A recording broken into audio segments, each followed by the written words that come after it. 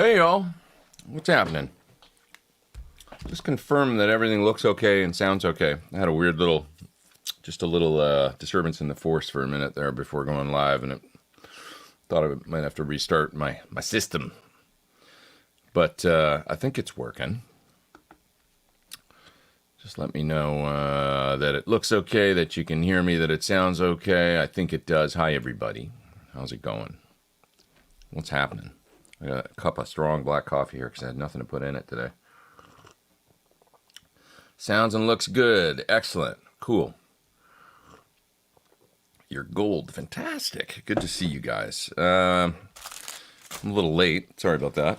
Besides the technical thing. Yesterday, where I park my car sometimes, a bunch of birds pooped all over it. And I realized it was covered in bird poop. You know how that eats through your paint? We don't like that. That's bad. Oops. So I had to get outside and do a little bit of quick, get the bird poop off the car, or else, burns through the paint. I hate that. It's weird. It's like where I have to park sometimes under these wires and power lines. And sometimes they just decide to, I guess it's they gang up on me. That's what they do. Let's all go at once.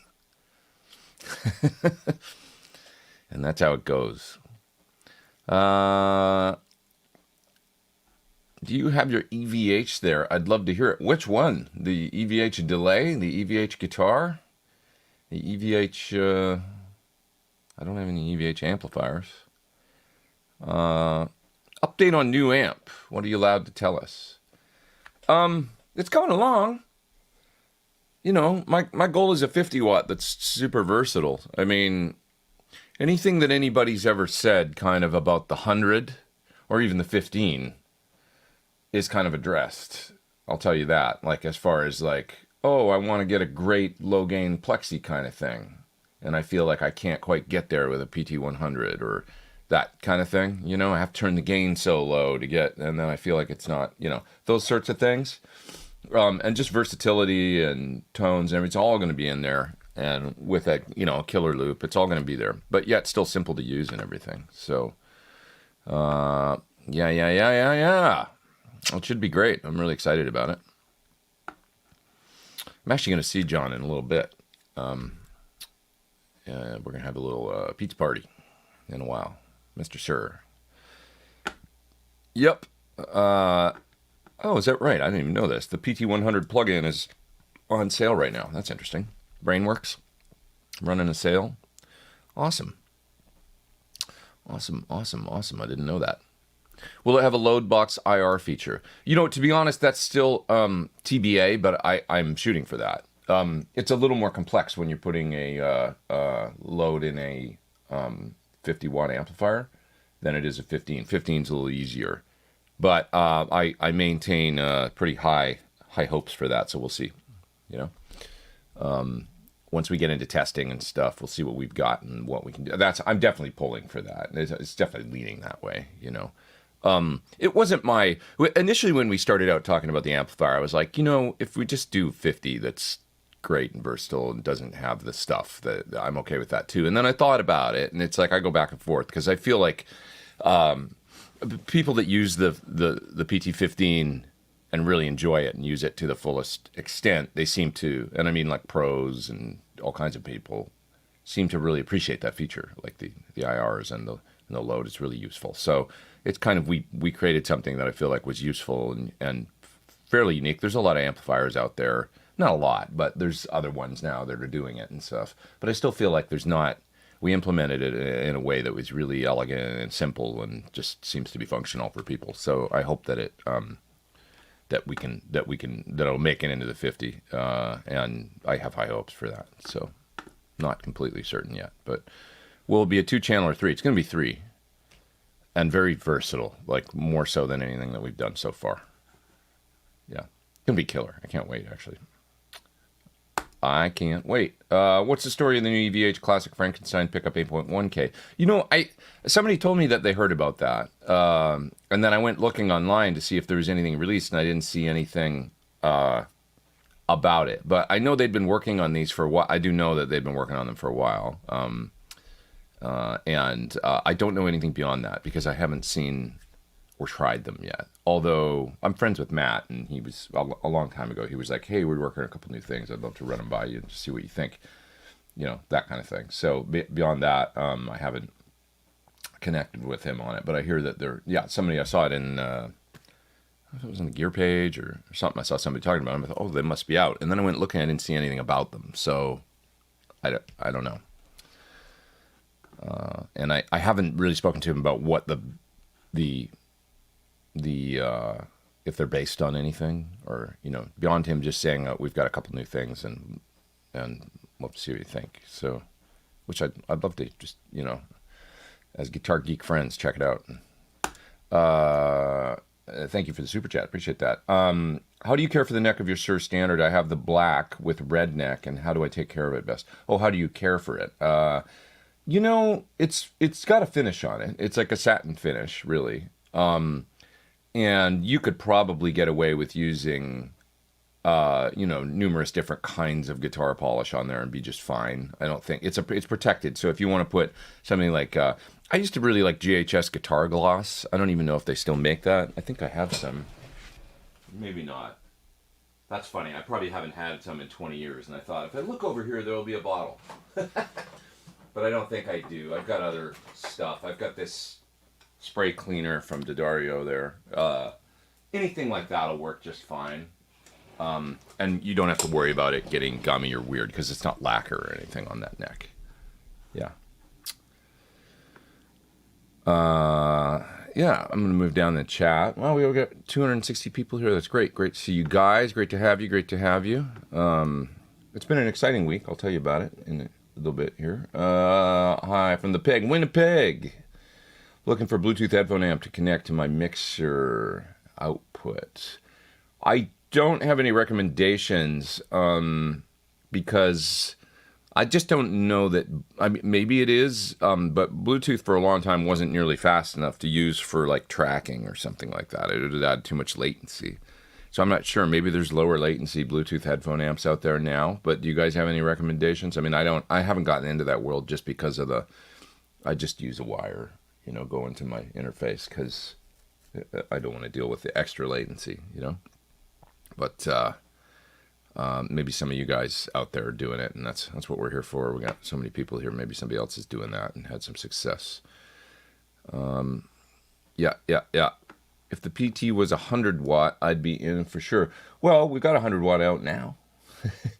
And, 100, I just wanted to do a 50 first. 100's not far behind. I mean, ultimately for me, it'd be like, there should be a 50 and 100 that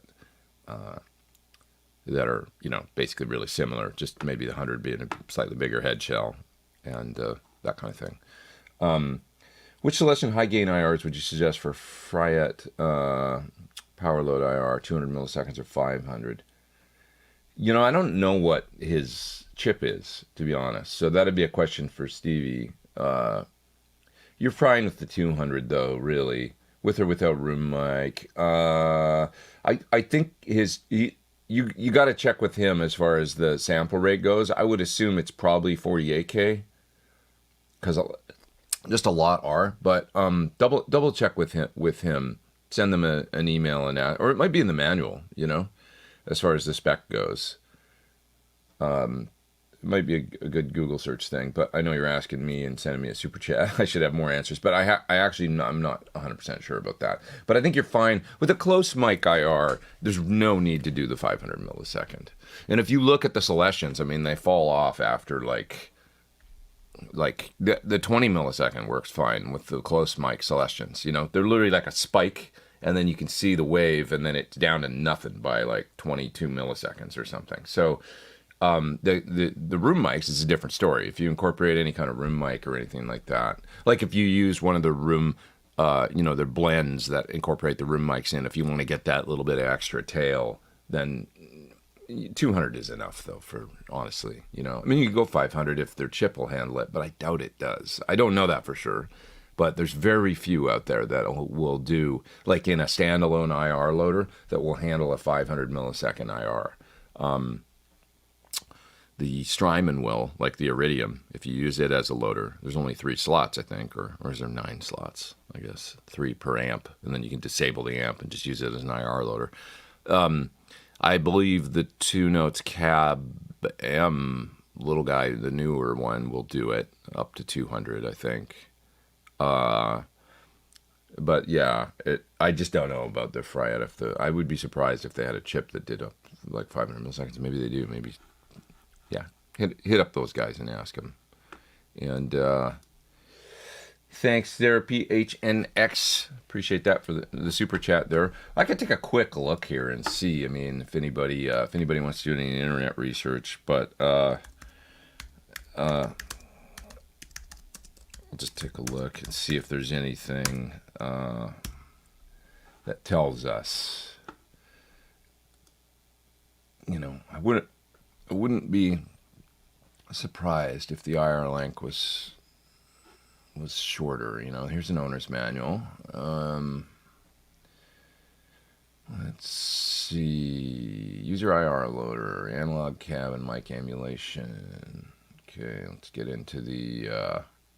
Let's see all the cabs they did in here, and they did a whole bunch of Fryettes and Sound Cities and stuff. I'm not sure it's going to give us the specs or not, you know. Yeah, that's probably something they don't tell you. Just looking here to see. If we get to the end and gives us a spec. Yeah, they don't really tell you in the manual, as I didn't think they would. So anyway, I'm not sure. It's a good question. There might be an answer on the gear page about that. You know, it's a good question. But Joe Harvey says 50 watts of tube amp is plenty. Yeah, I mean that's kind of the way I feel. I can't really get it. I get that there's 100 watt. Like for example, Kim Mitchell, he loves 100-watt amps because he just likes the authority, the boldness of them, and I get that. I feel like John Mayer's another guy that likes a high headroom kind of cleaner thing. You know, Kim likes 100-watt Marshalls, and like 2 of them, I think. You know, at the same time, I doubt he's like turning them all the way up, but there is a certain thing you get with like a certain authority, you know, to the sound and a tightness that is just undeniable. That they're 3 dB louder or whatever than a 50. But they're going to also collapse a little less and have a little less compression and all that kind of thing. So if you like that bold, big headroom feel, it's a thing. But as far as volume goes, a 50 is not really that much different, you know. And, you know, with the way that we run the amp, the PT100 and whatnot, you're getting a lot of, even the PT15, it's an efficient power section. Like you're getting a lot of... it's going to distort, you know, when you turn it up to a certain point. But the power amp is designed on these amps to run relatively clean, not like on the hairy edge like a Plexi or something, really. Just designed to get them a lot of tone out of the front end. Now, we'll see with the new amp, I really want to be able to get a true kind of SL67, like 50-watt kind of thing. When you know, like set a certain way. And it might sort of negate the usefulness of the other channels because of the way that you're going to have to run the master to get there and stuff on the amp. But that's kind of one of my goals is, hey, if somebody in the studio wants a sound of a Plexi, you know, 50 watt, they'd be able to dial it up and get it so they could record a part with this amp that sounds legit, like a total like late 60s Marshall. You know, it'll be loud and all that at that point because you'll be hitting the power amp and stuff. So we'll see how we end up dialing in. But that's the goal, kind of, you know, for me. Which you can kind of do, you know, with a JCM 800 set right or something. I mean, one of my favorite sounds is that I've, you know, only come to realize really recently is how great they sound with the master on about 8. You know, they sound incredible, like with the master up that high, and then you use the preamp gain more like you would a Plexi volume. And it's sort of like basically like a Plexi with an added master, but that you're running almost wide open with the cold clipper JCM 800 gain stage. You know, so you get a little more gain than the Plexi, but it sort of sounds a lot like a Plexi when you run it like that. With that master wide open, or not wide open, but like 7 or 8, it just opens up and doesn't sound as farty as an 800, or is kind of, you know, 800s to me, they always just have this like they're a little dark and anemic. And when you turn that master up to like 8 and then bring the preamp up, once that master gets above 5 or 6, it's like they don't sound dark and anemic anymore. They sound really loud, but they sound open, and it's a great sound. So I guess it's that kind of thing that I'm talking about that I want to make sure we can do with my amp. It'll be ripping loud, but it'll be what it is. You know, for somebody recording or using a load box, it'll be great. Back in time, Ray says, you did a great segment on the virtues of analog delay versus the vices of digital. Oh, the Dunlop. Well, you know, the way I was using the Dunlop was more like running it in front. So, like, I feel like in front, like I have one right now. I have the Dunlop Echoplex style. You know, it's still digital, but it's a great analog or tape emulation. It's on my board, and it's running in front of the amp. And I love how that delay gets louder when you run it into distortion, and how it's still somewhat controllable, though, when you can turn the mix down. And it's the Eddie Van Halen thing, or everything Jimmy Page or Joe Walsh or anybody that used an Echoplex, you know, pre-master volume amps. And I mean, before master volume amps is what I mean, like running it into the front of an amplifier. Brian May, you know, everybody that did that thing. And it's got a great sound, and you kind of play the delay like with your dynamic, and it has that loud bouncing back into the compression and the distortion of the amplifier kind of sound. It's a very specific kind of thing, and it's very dramatic. Digital delay, like the SDE 3000 EVH, is for space and for ambience and it's like a different effect to me. So it's not that the EVH changed my mind. It's that it's a completely different sound. Like, you know, the way that we run, it's like spring reverb blowing up into an amplifier, or a beautiful, you know, black hole ambient reverb coming post fuzz or distortion and doing an ambient bed kind of thing. It's a different effect, almost. The similarity is that they both make an echo, but the comparison kind of ends there, because the way that you use them. And I still, to be honest, I mean, with the EVH and everything, I like if you play the SDE 3000 EVH, you can play, you know, Ed's presets in there, and then you can try the ones that I helped create for the unit, which are bank A 1 through 4 and B 1 through 4, and those you'll hear have sort of graduating degrees of more stuff getting added to them as you go through the A into the B bank. More filter, more mod, more of that kind of stuff. And you can kind of hear my taste of how I use a digital. So I've got a preset in there that's very similar to Ed's, with the split stereo delay and stuff like that. But I've added filter to the tail, and I can't remember if I modulated them a little bit, but I did make them a little more dark, and like the delay morphs a little as it rings out, so that's, you know, in other words, I still add filter and add a little bit of stuff on my digital delays, and like to roll them off a little bit and make them a little darker. But you know, that's my solo lead thing. Or if I'm playing rhythm guitar and I just want a little bit of ambience and width, then you can mix it in a little bit. And I learned that from guys like Van Halen. I mean, that's the way that he did it. Just blending in a little bit of that delay to give your guitar a bit of width and stuff going on. And when you do the split, the two different times, it kind of bounces around, and you're not so locked into a time. You can still tap tempo it and everything else, but hopefully that makes sense. It's like two different effects is my answer to the question, really. Brian says, a lot of gear getting smaller and lighter in weight. What used to be a 2-rack space studio effect is now a pedal. When are amps going to get smaller? Well, they kind of are. I mean, the PT-15, right? Like, it weighs 24 pounds, you know, and it's 3 channels, and you can go direct to a PA, and I feel like we're already there, you know, with the smaller, lighter, because you don't even need the volume, really. These days it's hard to get away with that much volume on stage. So, like, you know, PT-15 going into a PA and then just run it into a cab on stage, and it's nice and light. It's pretty great that way, you know. And there's a lot of good combos and stuff out these days. Black Star sent me a combo to make a video of, and I have it actually out in the hallway. I must say it's a pretty damn good little amp. It's a 40 watt all tube, clean channel, dirty channel. There's a boost that works on both sides. So you've got kind of 4 levels of gain.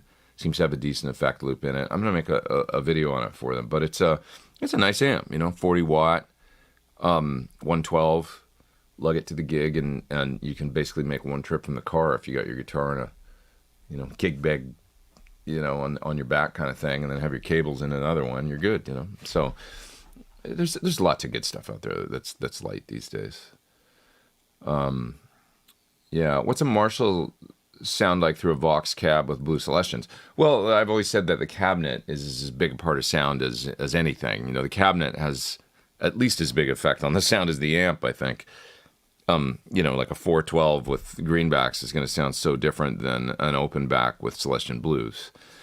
There's more air, there's more chime, there's more compression. Like the Alnico compression, the way that the speaker has this certain feel and bounce to it is a really unique thing. So it's kind of amazing. I always say when you could run a 410 Fender Basement out into a 212 with blues, and it would all of a sudden sound a lot more like a Vox, what we think of as a Vox. So to me, a Vox cab with blues doesn't have a lot of low end, but it's got a nice tight low end. There's the compression factor and the sweetness and the kind of chime and the cool, unique top end that they have. It's not a metal sound, but it's Brian May, man. I mean, when you think about his tones, dirty, a Vox top boost preamp really isn't like totally worlds apart from Marshall, so take that for what you will. The cabinet has a huge effect on the sound for sure. Do you have any thoughts on Badlands guitars? I'm sorry, I don't know those ones. I haven't seen those. Submersed says, love the videos, watching your playing from videos and gear reviews have become my favorite guitarist. Wow, thanks, man. Appreciate that. I'm just having fun. Over here. Doing what I like to do. Yeah. I'm going to go down through the chat a little bit because I'm pretty far. Has anyone had a super chat just disappear? I sent one at the beginning of the live stream and now it's gone. It might just be that, let me go back and take a look. Let's make sure I got all the super chats here. I got the Bluetooth one, Celestion High Gain IRs, PHNX. I think I got them all. There was that one. I'm not seeing any others. So I think I highlighted them all at this point. If I missed one, maybe somebody can point me to it, but I don't think so. Yeah, there's another one that just popped up. Thank you guys for the super chats. I appreciate it. Keeping the there's so many good questions. There really is good questions today. It's so far this has been fantastic, and we've only been going for 20 minutes or so. Christian from Denmark, what's up, man? I love that country. Got to get back there one of these days. I miss it. I had a great time there in Aarhus with FTC a few years ago, going and making videos there. I fell in love with that place. It was great. Little known fact, it's true. I went there and I did some videos, and it was really one of them was actually a Marshall and a Vox, so you can check that out. But it was like they had a nice 70s Marshall JMP in there, and then they had an AC30, and I cranked them both up and used them in stereo. It was fun. But we just made videos for about a week, and every day we went to a different awesome place for a meal, and it was so much fun. And then I went back home, and a few months later, I got the news that Tor, who's a great guy, and he's at UA now. He used to be there. You might remember Tor. He's got long hair and a beard and stuff, and he's a really great dude and used to work at TC. He had left and went to UA, and they actually offered me a job. They said, would you want, they said, this is a long shot. We don't think that would be your thing, but would you want to move here and actually take over for Tor doing what he did for us in that video role? And I had to think about it for like a few minutes because Denmark is amazing. And I had such a good time that week. And then, I thought about it. I thought I can't do, like, I wouldn't want to leave my whole life behind in touring and moved to a different country, but maybe it seemed like it was like, oh, that's an interesting option, you know, because it's such a great place too. Like Denmark's it's just on so many levels, you know. I had to give it some thought for a second, you know. Anyways, okay. Here's another super chat from you, sir. PHNX. Always a pleasure to meet you every week. Thanks for being here. I came across an old video of you demonstrating the Sur Eclipse. Couldn't find any information on sound that might be like an amp style. You know, I seem to remember it as being like it's because I haven't used it in a long time, but it's a distortion, and you've got two sides that you can set up however you want. There's a 3-band EQ on each side. It's highly tunable via the 3-band EQ. It's two exact channels with a gain and a volume, 3-band EQ. Gain and a volume, 3-band EQ on the other side. And then you have an overall master kind of high-end tuning knob, because you know how if you run into an amp with a bright cap or if you run into a dark amp, you know, it's basically a voicing control for your particular amplifier that you're running into to kind of shut down the top end. And it's or open it wide open. And it's very, very dramatic, that effect. So they made it to be really like if you got a clean Fender, you need 2 more channels of distortion, a lead sound and a dirty rhythm sound. There you go. It turns your amp into a 3-channel affair. I would say it's not super metal. Like, it's not super aggressive sounding. Like, it's not as aggressive sounding to me as I remember a BEOD, which definitely has a modded Marshall kind of thing going on. It's a little more like I don't know. Like, it's just not quite as modded high gain as that. But it's a distortion for sure. So I don't know if that helps, you know. If you want something that's just a good, rock distortion pedal that can get into 3 different, levels of gain using your clean amp, channel 1, channel 2 on the pedal, and highly tunable.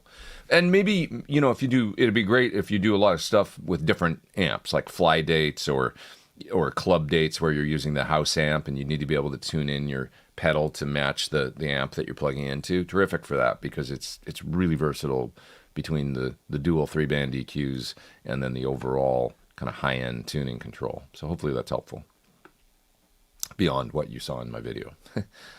Have you ever plucked any of your older guitars? I'm sure I've had guitars from the factory that have been plucked. Beyond that, like Sur used to do it.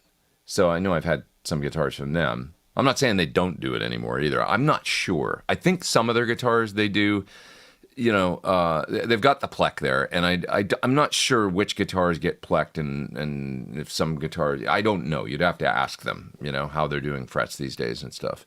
But it seemed like the pleck was all the rage for a while. And maybe now it's not as much. Like companies are doing more like frets by hand and stuff again and stuff. So, but anyways, I plucked a Strat that I had many years ago that got a little twist in the neck. It was a bird's eye neck. It was a Fender custom shop, and it was seafoam green.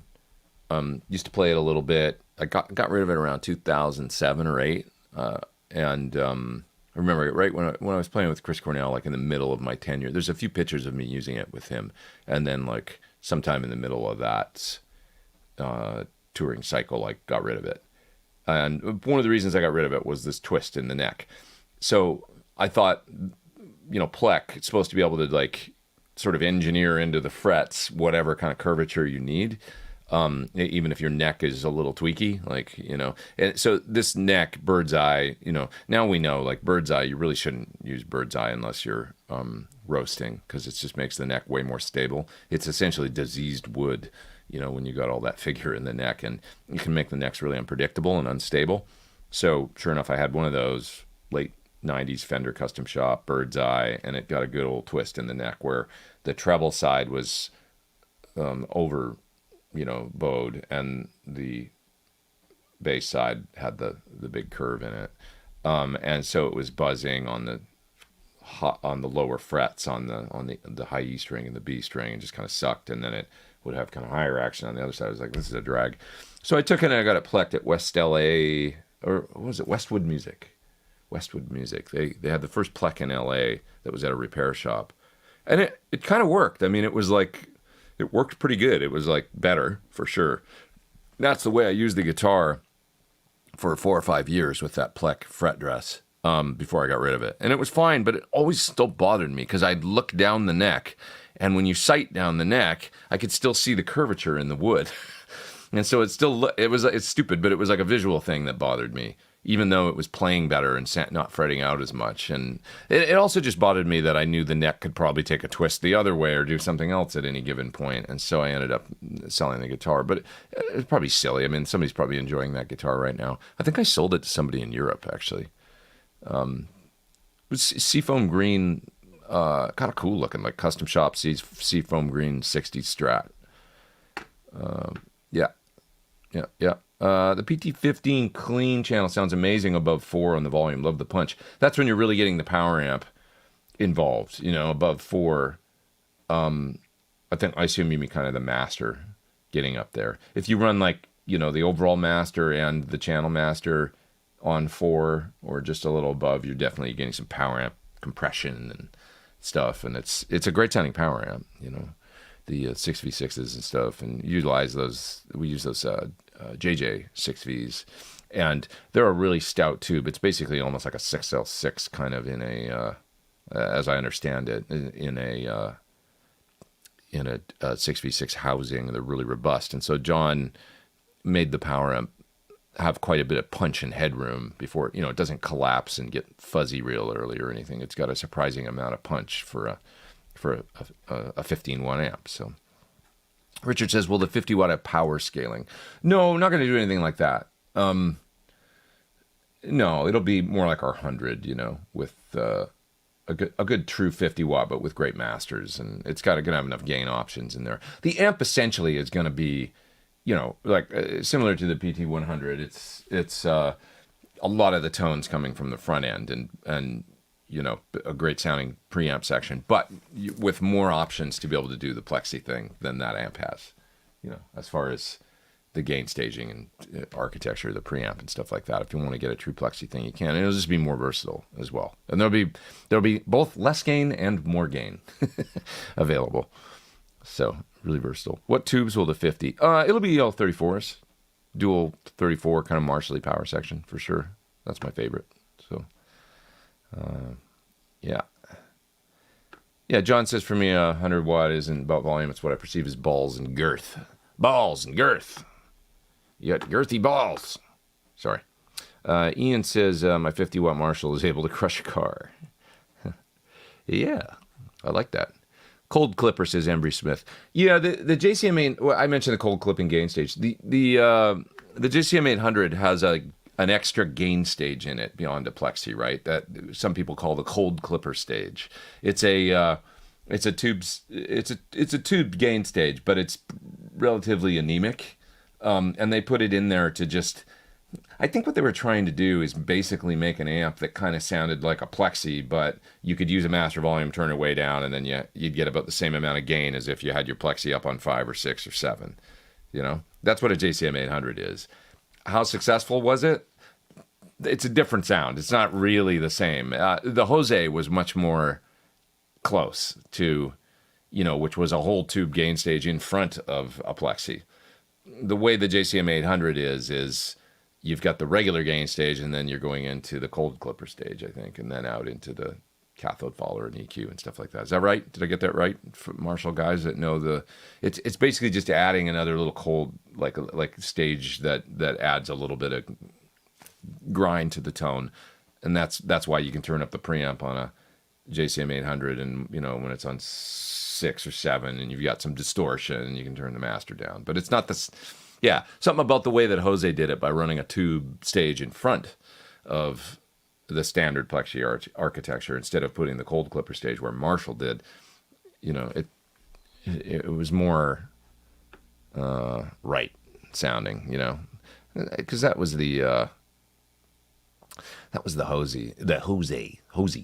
the Jose.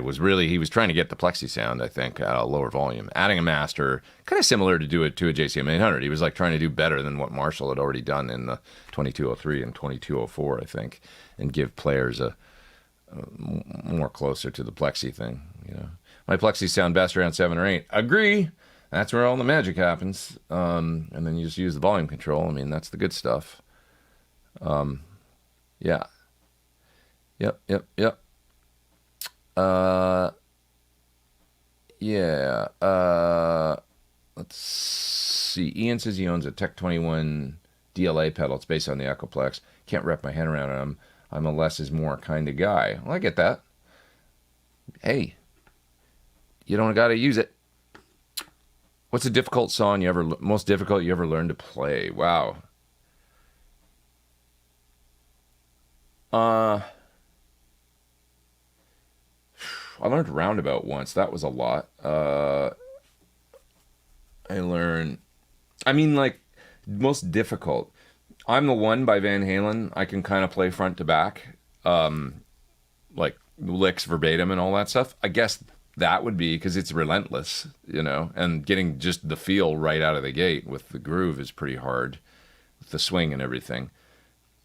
Do I find it super difficult now? Not really. If I had to practice it, I'd practice it for a week or two before playing it at a gig, and play it a little bit every day and get there, so that you get the feel right and everything. But then it's kind of like pushing play at the beginning and we'll see you at the end, and you just sort of play it. And once it's in your brain, it's like it's in there, and it's, I guess it probably took a long time to get to that place, but that one in particular, I'm the One, it's in there, so I understand it. So if now it doesn't feel like the most difficult, but if I was to start from square one and be kind of like an intermediate or beginning guitar player, it would probably seem like an insurmountable task. So I don't know. What else? Most difficult. Difficult to me beyond technique and fast things and stuff can be like, I'll tell you a funny story. I remember playing with Jewel. I did a tour with her in 2006. And we did a summer run opening for Rob Thomas, and then we did a bunch of TV shows and stuff like that. I remember that was my extent of my playing with her and stuff. But she had a song called "You Were Meant for Me," right? That was a big hit. She probably wrote it when she was 16 years old, something like that. I think that was the song, or was it the other one? "Who Will Save Your Soul"? It's "Who Will Save Your Soul." It's got a certain guitar part to it, and I learned it. And she wanted to sing it and have me play it on guitar so that she could walk around with the microphone and sing to the crowd. So she's like, "You learn it, and I'm not going to play guitar on it." And so I learned it, and then I got into rehearsal and I was playing it, and this was a good lesson. She was like, "It's not quite, like the way that you're," and I was like, "Okay." What am I, and then I would watch her play it, and she'd sit and play it. And it is this singer-songwriter, sort of very distinct, idiosyncratic kind of guitar playing. Like I say, she probably did when she was 16, but it's like certain guitar players. I was just listening to Joni Mitchell on the way here this morning. So Joni Mitchell is one, Neil Young is another one, and we'll give it to Jewel too, like the way that she played with her fingers, and there's a certain lilt and a certain mute, and a certain thing on acoustic guitar, it's wide open and naked, it's like it is what it is. It's a difficult thing to try and internalize a singer-songwriter's, like the other day I played a little cover gig and we did Old Man by Neil Young, and I just had to play electric on it, kind of fill in, but I was listening to the acoustic guitar part. Listen to Neil's style on Old Man when he played, like, it's like, can you get there? It's so simple, and their way that they play for them, but it's like trying to talk like someone else. I mean, and so that's some of the hardest stuff that I've ever had to do. So here I am now taking a break and sitting on the drum riser with my acoustic and trying to get this certain Jewel strumming pattern in rehearsal. And the bass player, Saul, comes up to me, plays with Bryan Adams now. He's a great bass player. He comes walking up to me and he goes, "Hey," and I'm sitting there on the drum riser. He goes, "Did you ever think that you'd be sitting there practicing that song and having a hard time with it?" I was like, "Fuck you." Because no, I didn't. It's Jewel, and she wrote it when she was 16, It's hard. It's hard to get the sound exact. We take it for granted a little bit, and I had to give it up. And she's a really actually, great guitar player in her way that she plays and the way she sings and stuff. And she's just got a style, and it's like, it's here we are all working on Eddie Van Halen and Randy Rhoads and Yngwie Malmsteen and stuff, and then, not paying attention to, I could play that. And then, no, actually you couldn't. It's almost like drummers saying that, do you ever do cover gigs with drummers and they're like, we're going to do Highway to Hell. Have you got it? And all the drummers like, yeah, I can play that. It's like, really? Do you know where the break is in the middle? And do you know how to hit the, the crash on the right, because it doesn't sound like the song if you don't play it exactly like Phil Rudd did it, It's simple, but it doesn't mean it's easy. So, how do you get EVH stereo detune in the Boss MD500? I'm not sure about an MD500. It's one that I've never had, but does it have a pitch algorithm in it? That's an interesting thing. It might not have pitch detune. If it does, then you simply go into the pitch detune and just do exactly what you're saying, -9, +9. But, the Eventide, it's got a certain sound. It just does, it's a different kind of, not everything sounds the same, even the detune quality. I don't know why that is, but yeah. Okay. Is that Blackstar combo the lighter one? It's a 40 watt 112 with 2 channels. Not sure exactly how light it is, but I would say it's not more than 30 pounds or so, maybe 35. It's probably 35 pounds. It seemed light enough for me, I mean, that's light, relatively. It's not like picking up a Fender Pro Reverb or something, Yeah. Blackstar or Black Cat? No, Blackstar. Blackstar, like the more, the guys that split off from Marshall. And they're making the little floorboards now and stuff like that, and the amped one and everything that I did a little video on a while ago. Got lots of people here, 428. That's great to have all you guys here. Thanks so much. If and ladies, guys and ladies, don't mean to be sexist. Welcome to y'all. Glad to have you. Pro tip from non-pro: get a hand truck for moving gear. That's a great idea. Your back is good and doesn't give out until it does, and then one day, right? Always good to have something to help you carry stuff in from the car. Okay. Let's see. Blackstar is old Marshall amps, guys. Good amps. Yeah, I never really had a perspective on them, but I must say that some of the latest products they've been coming out with, I think, are really quite useful. I mean, that little amped one is really useful. Just the fact that you guys probably saw a little video I did on it where our bass player with Five for Fighting had his SVT blow a fuse, gave him the amped one. He plugged it into that great big 810 cabinet, and that's what he used for the next week for the rest of the tour. And it was really good. It was really good. So, yeah. Okay, what else we got here? Let's see. Been gigging with a 66 Super Reverb for years. Picked up a Tone Master Super Reverb recently, and it's good enough for gigs. Not as smooth, warm, buttery as the real thing, but still kicks ass.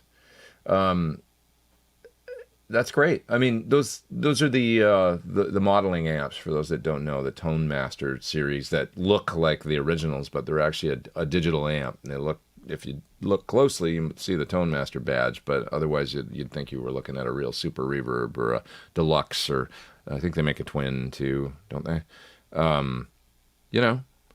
It's a way to go and keep it light.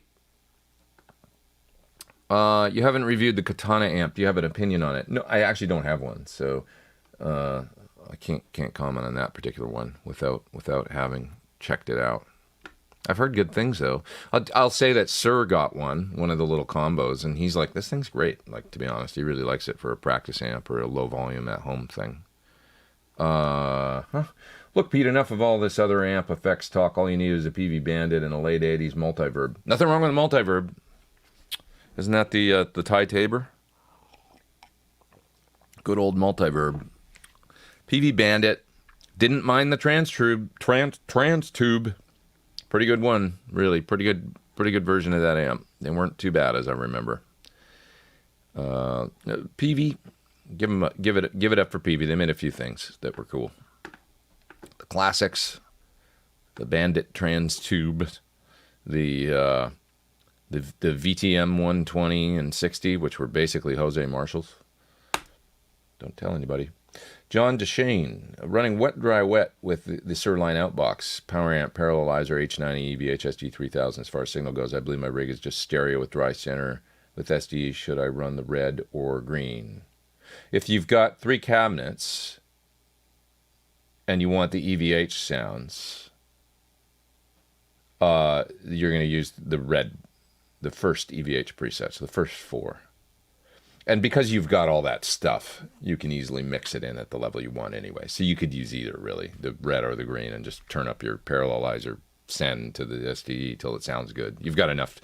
You've got a the red and the green really we almost made for folks that were just using the delay and the effects loop of, say, if they had 3 amps and were doing the full wet, dry, wet, or they had just 2 amps or maybe 1 amp in mono. It was really like for folks that aren't using the mixer or running in parallel or any of that stuff like you are. You've got the capability to, you've got a full blown setup there. So, yeah, hopefully that makes sense.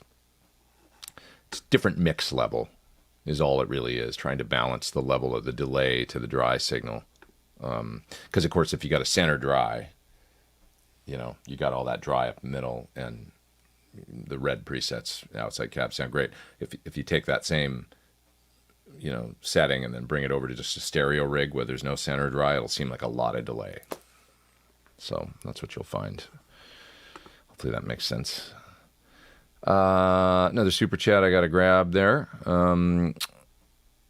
Mark says, not sure why my super chat disappeared. That's okay. We will get it right. What chair you used in your studio? This chair is great, man. It's from IKEA. And I'll just show it to you. I think they're $200 to $300, something like that. Looks like this, no arms, like that. It's got look at that back support and everything there. It's a fantastic chair, man. Britt got this for me for a gift, and it's honestly one of the best gifts I've gotten, because it's just it's made a big difference in my back. I was using a shitty chair before, and my back was really suffering for it. And, I was getting sore back, like mid to lower, just all the time, and just kind of a problem. I got this chair and that went away. It just was so much better.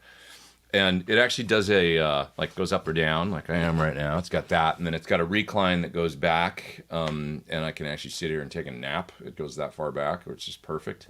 It's a great chair, man. So it's from IKEA. I'm not sure what it's called, but you'll find it if you look in their office chairs on their website. I was going to relax the back and looking at chairs that were 3 times the price and were very similar, nice, but I thought, God, I'm going to spend like $900 or something on a chair. And then she got me this, and it's just been great. So,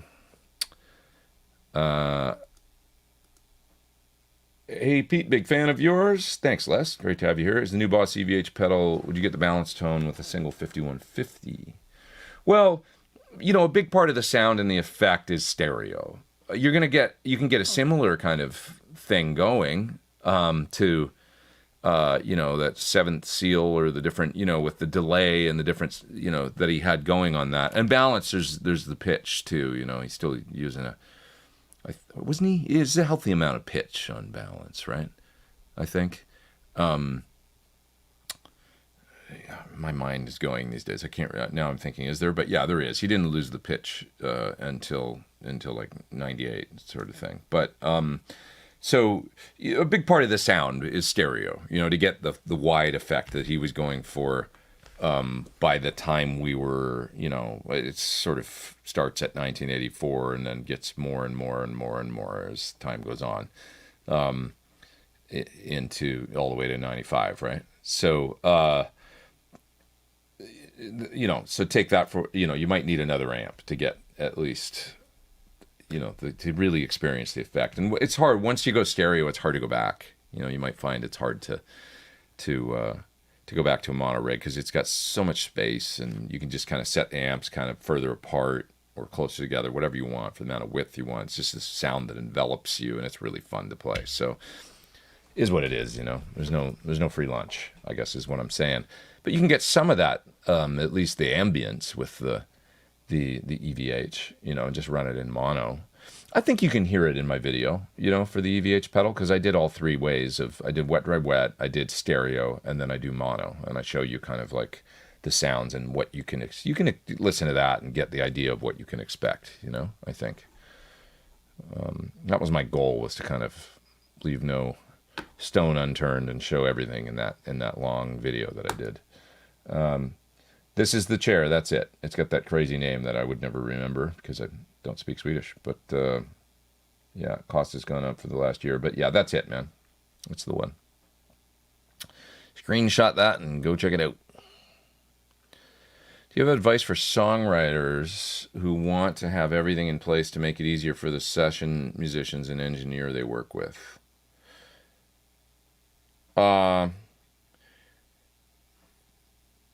Well, I would say providing great demos, and also maybe charts if you feel like it's necessary or warranted, is a good thing.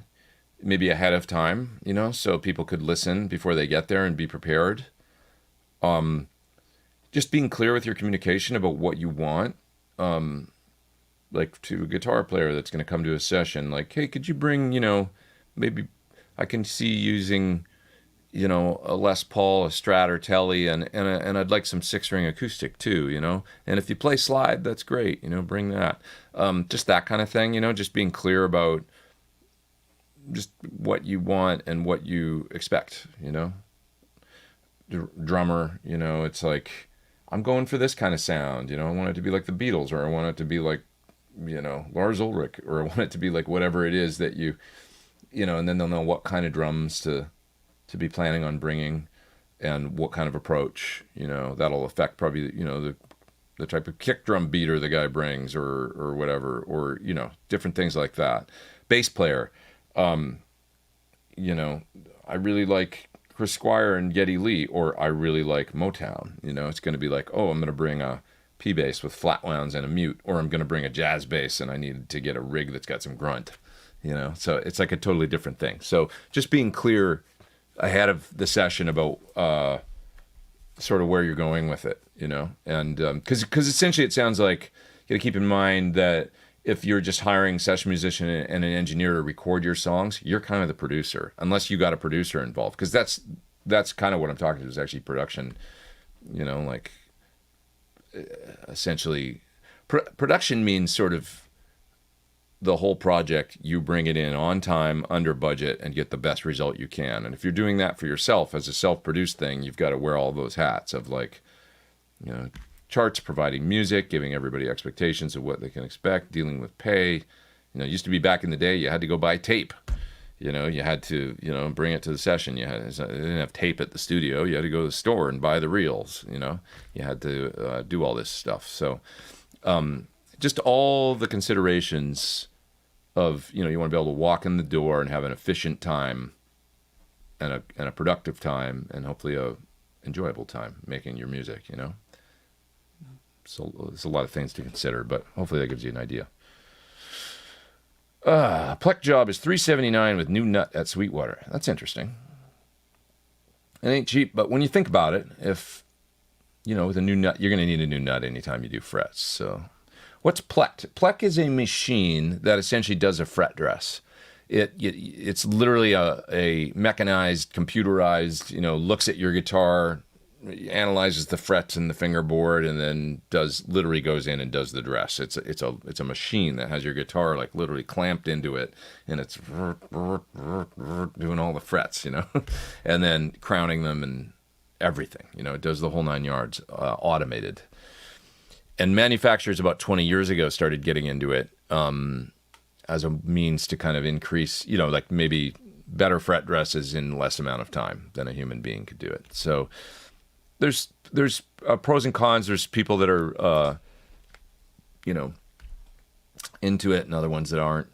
If you're really good at doing frets, it's still, I think, best to have a human being do it. But probably, as you can imagine with a lot of things that are automated, there's a lot more consistency and probably less You know, it was made on a Friday afternoon. It's a lemon sort of situation going on when it's a machine doing it. So there's advantages and disadvantages, you know. Yeah.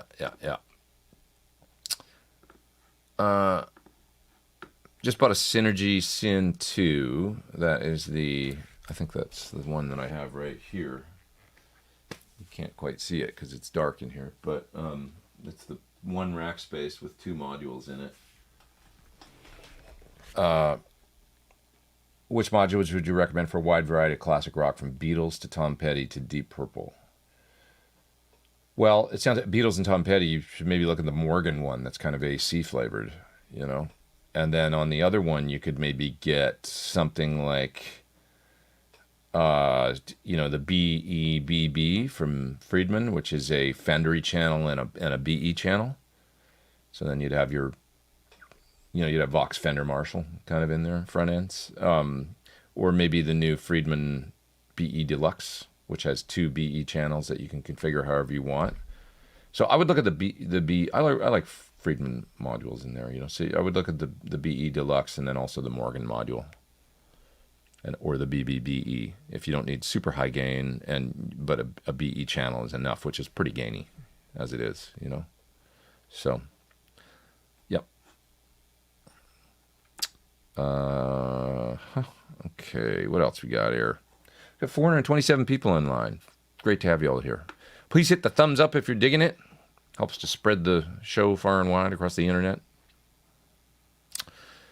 Yeah. To really get the balanced tone, John says you need to have a wet, dry, wet. Yeah, I mean, if you really want to go for it, wet, dry, wet. I sort of am of the mind that you can get really close with a stereo setup too, to be honest, as long as it's stereo. 2 amps. Wet, dry, wet is for sure. It's massive, you know, and it sounds amazing, but it's not realistic for some people. And like wet, dry, wet with the dry cabinet behind you and then the 2 widespread 412s, you know, or even 2 widespread 112s doing the effects, it's got a certain sound and feel while you're standing up there and playing it that sounds incredible. And it feels great as you're doing it. Stereo, if you just have a stereo rig, similar, maybe a little it's really, really close. I don't think there's this world of difference. Like, you can dial it in so that it sounds really, really close. And in the PA, if you're miking it and it's for your audience, probably hard to tell the difference. You know, wet, dry, wet, and stereo if set up right. But there's a thing to having the wet, dry, wet with the dry behind you and then the widespread cabs doing the effects. There's a clarity to it that just, it's true. It's hard to match. I mean, that center dry, you can just get a lot of delays going and still feel the dry right up the middle if that's right behind you, you know. So that's got a certain thing. It's about how it sounds to the crowd that you're playing for or on a recording, but then it's maybe even more about like how it feels to you, the player on stage, always having that dry cabinet. You know, like Scott Henderson and I think Mike Landau and certain people, I don't want to quote Mike, I know Scott feels this way though, that having delay in the cabinet, they like their delay and reverb in a different amp. Now Mike's not doing that right now, to be honest. He's doing everything slaved into one. He's doing kind of a slaved rig with the delay and the reverb and everything going into one. So, but I've seen him for many years do where he had the delays and reverbs in a different amplifier and then the dry amp beside it. And that's the way Scott does it, where he's got delay and reverb into a different amp. And he likes there's something to be said for the feedback and the interaction of the guitar with the speaker. If there's no echoes or reverb or anything there, it's got a certain directness when it's not getting polluted or whatever by delays and ambient stuff, when you can keep that dry cabinet. So when you see Eddie, you know, like on stage, he'd play his guitar solo and then he'd go up, get down on his knee and put the guitar into the cabinet and do stuff. He's putting it up to the dry cabinet, you know, because it's like there's that direct connection without the delays and the stuff in there. So there's something to that. Yeah, I've been talking a lot. I talk a lot, don't I? Guess that's because I'm the only one here. So if I didn't, then it'd be awfully quiet. JJ says, if someone was going to use 3 amps for the full wet, dry, wet experience on stage, but also send IRs to front of house, do you need 3 Boss TAEs? Is there a simpler way to do it? Well,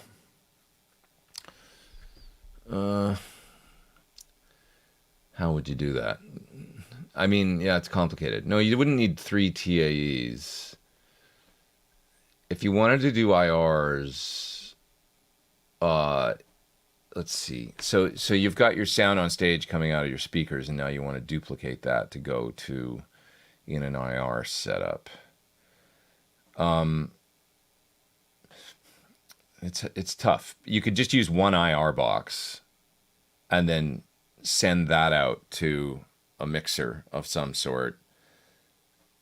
Right, so now your speaker sim is added. Take a tap off the dry signal. You know, you almost need duplicate effects, though, to do it the way that I think you're saying. Like, okay, when I would do it in my... I did this in my Quad Cortex for that Van Halen show I did with Mitch Malloy, where I sent a signal. It was a quad. It was my SL68 and a capture in the quad, and then I went through a chain of, you know, sometimes pitch, and then into stereo delay and a little bit of verb and all that. And I had that all running into, how the hell did I do it? I can't even remember, to be honest. But I had the full wet, dry, wet with a 3-channel power amp. And then I had a second chain in the quad actually going to the IRs. And that I just sent stereo, I think. But I was running through, I duplicated the effects in the quad. So I had the stereo delays, and then down in the second, you know, stereo delays down in the second chain. It's complicated, man. It's kind of crazy. It's like, oh no, wait. When I did it with Mitch, I mic'd it, so I didn't even do that. That's it. I used 357s on the cabinets because I was like, this is too complicated for exactly the reason that I'm trying to figure out your rig. It's a lot. Like, it's almost like if you're doing it and you want to use IRs, it's like, you can do it, but you almost need to duplicate the effects in the wet, dry, wet rig, the stereo stuff and the pitch stuff. And at that point, it's like, I'm just going to mic the cabinets because this is too complicated trying to figure all this out, you know? And that's where I arrived at. I remember now when I did the Mitch thing. Now, when I do stereo with Five for Fighting, right, just on the road was with them, what I did was I had a whole stereo setup running through some stereo delays, some verb, and then going out 2 outputs on my Quad Cortex through IRs. Sent that to the PA. Second chain, stereo, duplicated the effects, reverbs and delays. Sent that with no IRs to a power amp and 2 cabinets. Not that hard with the quad. It was easy with the quad. There's probably some of you out there whose eyes are glazing over right now going, what is this guy talking about? This is ridiculous. But it's not that complicated with stereo. When you bring in the center dry, it gets a little like, okay, now I need 3 channels of... It was just too much to deal with the quad even. So that's why I didn't do it with Mitch, and I just ended up micing the cabs. It's a lot. It's been forever since the Tim and Pete show. Hope you guys get together again. You know, I am going to have Tim on really soon. We were talking about doing it this week, and then I realized this week came up fast, and I hit him up 2 days ago, and I was like, are we still going to do this? And he goes, it's probably not enough time. We got a special thing that we're going to do together and kind of collaborate on, so it's coming up pretty soon. So maybe next weekend we'll tackle that, or if not, the week after, I'll hit him up and see. There's no, you know, deadline or rush to us doing this thing that we're doing. So, but it's going to be soon. So yeah, you'll see Tim very soon. Yep. Okay. I'm pretty far back in the chat. I should probably move down. Have you spent any time exploring new speakers for the PT50? Well, at this point, you know, no. I haven't, and I'm kind of happy with what we're using, like, to be honest. So we've already got the 212 that is the, you know, the horizontal 212 for the current PT100, which I think will be a great cabinet for the PT50. I mean, we'll try it and make sure, but that cabinet should be great for the new 50 watt, and it's got H75s in it, and I feel like that's a great, you know, super versatile speaker. I might try one with just greenbacks, but I don't know that I'll like it more, you know. Celestion has told me that because there's the thing. Oh, can a 50-watt run into 2 greenbacks? Celestians told me that yes, they can. That we make our speakers to basically, like, you don't have to overpower your cabinets to be safe with like, in other words, have 100 watts of power handling in a cabinet with a 50-watt amp. They say no. Like, our speakers are like, you can run a 50-watt amp into a 50 watts rated cabinet, and you'll be fine with us. Okay, so at that point, I could do 2 greenbacks in a cabinet. I'll try it, but I like the H75 greenbacks, to be honest, that we were using. Maybe we'll try 2 M75s, too, and see what that sound like. Just mess around to offer a... But my instinct is that we'll just stick with the first-gen 212 horizontal, cabinet that we already have and make for the, That way, if you've got a PT100 and you want to get a PT50 or something, you don't need a new cabinet really necessarily, but the same cabinet, and it's like, I feel like we have enough cabs. Like, there's a 412, 2 212s, and a 112 now with my series, and it's kind of like,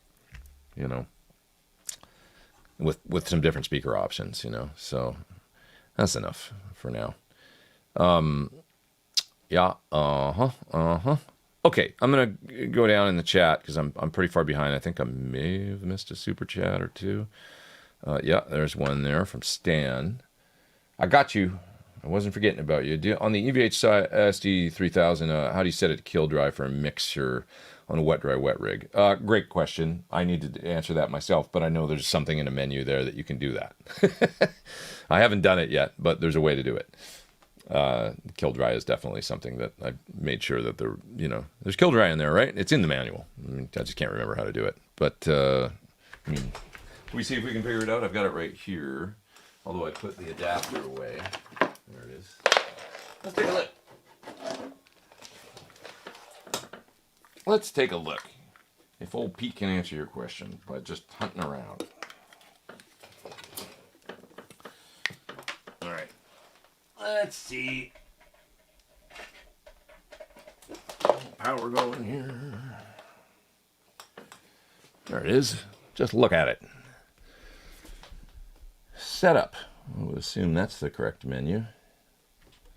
In-out, master, DDL 1, 2. Sign. Nope, that's not going to be where it is. Structure. Series, direct level.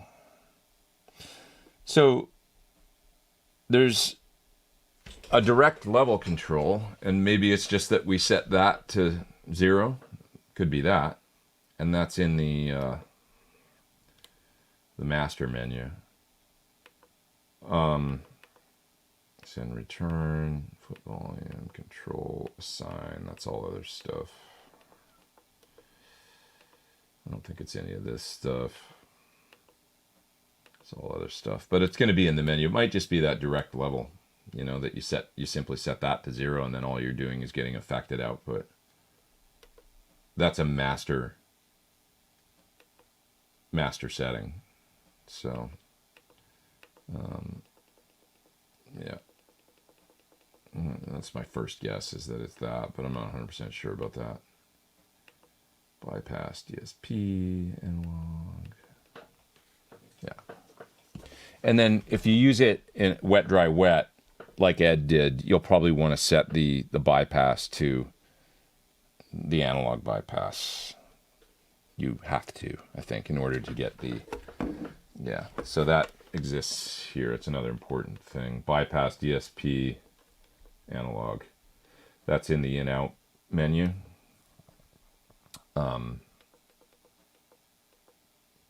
In mono, out stereo, unity gain. That's your level setting. Bypass DSP. So you'd want to set that to analog for the wet dry wet rig. Yep. Otherwise, you'll get phase cancellation, comb filtering kind of sound. Oops, sorry, bumped the mic. So I'm not 100% sure that that's the kill dry thing on the, but you just want to check the manual. But it'll be in there. And there's definitely a way to do it. Now, kill dry. Here's the other thing: you don't want to kill dry actually if you're doing the EVH thing, and that's important to note. I kind of mentioned that in my video. Eddie always used fair amount of dry in his wet cabs. Equal dry, as a matter of fact, to the center cabinet. So I know it seems maybe counterintuitive, but that's what he did. He had, just running into the SD 3000s, he would just pull up the outs to the level that he liked. But basically the idea was you got your center dry cabinet, and then you got your tap off that going to the power amp and the outer cabinets. And later, in the later rig, he would literally just run through the SDEs and mix on the SDEs using the out controls, because they have an analog dry through all the time. And then you just pull up the delay. So he would literally, like, this, whatever was sending out through, taking the tap to the outer cabinets, you'd pull up the power amp, and it's the same volume, all three cabinets, before you bring any delay in or anything. Center dry, outer cabs, same volume, no effects, just the dry sound. Then he'd pull up the output controls to blend in the delay. If you want to do the EVH thing, that's what we do. And that's what I recommend. I mean, I don't like having just the effects in the cabs. It's too swimmy and weird for the sound person. The whole idea is, if you've got the dry at the exact same level in all three, if you're looking at meters on a console, it looks the same. Like, all three of these get pulled up to the same level. Hard, left, and right, center, all three channels, same level. When you just have wet in the outer cabinets, it looks insane on the meters. And then the sound guy's like, what do I do with these? Do I bring these up louder? Because they're not that loud. And then the delays are bouncing around everywhere. Super loud. I've run into that. So, anyways, okay. What else? Neo speakers have become normal for bass cabinets. The bass players have gone light. Why haven't they become as normal for guitar cabinets? Because guitar players are snobs. We'd all be able to go crazy with 412s. There's some good ones out there. I mean, I really like the Neo Creamback is great from Celestion. If you like a greenback sound, it's just terrific. So, sounds really good. Yeah. Andy, what's up, man? It's Andy Timmons. There's a legend in the house, ladies and gentlemen. Great to see you. Thanks so much for the kind birthday video. It means a lot. Hey, it was my pleasure. Hoping to see you next week. I'm in LA Tuesday to Friday. I would love that. I would love it. Does that mean this week or next week? Check in with me. I'm crazy up till about Wednesday, and then I'm good. Thursday, Friday, I could hang this week or the following week. Let's get a meal or something. I love Andy. He's the best. And let's all wish him a belated now, but happy birthday. I made him a little video. I think I was on the tour bus, now that I think about it, out with Five for Fighting a few weeks ago. Anyway, great to see you here. Great to see you. Lee says, you're living the dream. I'm having fun, man. The work you put in this has paid off. God bless. Thanks, man. I appreciate that. Yeah, it's important to remember sometimes that ultimately it's the journey that we all remember, or whatever she said. We're on the journey. She's not wrong. Miley wasn't wrong. It's like, we're not trying to arrive somewhere all the time. We're in it right now. Life's happening. And I do feel like it's a fun ride right now. At this point, I will tell you, speaking of fun ride, that I have a new gig. I'm going to head out on the road with Mr. Nick Carter in October. So I'm going to be playing guitar and doing a bunch of shows with him. He's, of course, of Backstreet Boys fame, and he's put together a band that's basically a rock band, and going to go play all kinds of songs from both his career, but also like a ton of his favorites, which is pretty varied and kind of fun. So I'm looking forward to it. It's going to be a fun group of guys, some great players, and we're just going to go play a bunch of really great tunes and go rock out in October. So the dates are, let me just see here. If we're coming near you, please come see us. Let's see. It's called the Who I Am Tour. And it's a lot of kind of East Coast. I know we've got, North Carolina, Florida, Nashville, dates all over the place. And this is the Just posting the link to his page there and the dates and stuff. So it's going to be fun. And it's going to be, like I say, like a really wide selection of different kinds of tunes, some great songs that I've seen that we're going to play. And it's going to be really cool. So that's an announcement. That just happened this week. Went down and auditioned and it was a really nice audition, actually. I had fun. Some good players I never met. I always like meeting like new people in LA that I haven't played with before. And so that was the case this time. Both with the musical director and then the bass player that I played with, who is also going to do the gig, and the drummer I played with. It was all people that I'd never met before. So it's always fun to get into a room and play with different people that you haven't had a chance to. I love playing with my friends and people that I know, but it's great to meet new folks that are, and there's just so many great players around now too. Anyway, it was a fun audition, and I sort of made the judgment call, like, what am I going to take? And it's an interesting thing, because it's like, do you go, well, they probably would appreciate it if I scaled down and just took in a quad cortex and plugged into the PA, because it's probably going to be an inner tour and that kind of thing. Do you think that way? Or do you go, nah, I'm going to bring everything? And I opted to bring everything. So I hired a friend of mine to help me, great tech, my new friend Jake, who was tech on half of the Fight for Fighting tour. And I took 2 412s and 2 PT100s. And I took 12-string and 6-string acoustic and a couple electrics and stuff, and brought all this stuff in and played at a healthy, loud volume. That's the way I decided to go. Full pedal board, full stereo, full everything. And I guess it was the right call, because evidently they like what I did. So I'm happy to be a part of it. Honor to be going out and doing it, and it should be a lot of fun. So I'll answer any questions that you may have. For right now, it looks like it's October, and I think there might be more down the road. So we'll see. And there's Mike with a super chat. Let's get that right now while it's right there in front of me. I'm a lifelong Fender combo amp guy, but I've recently become smitten with the Rev D20. It's a little amp that's got some IR and load stuff built in. I want to know what is a go-to speaker cab setup for small club gigs. Love your talent. Thanks, man.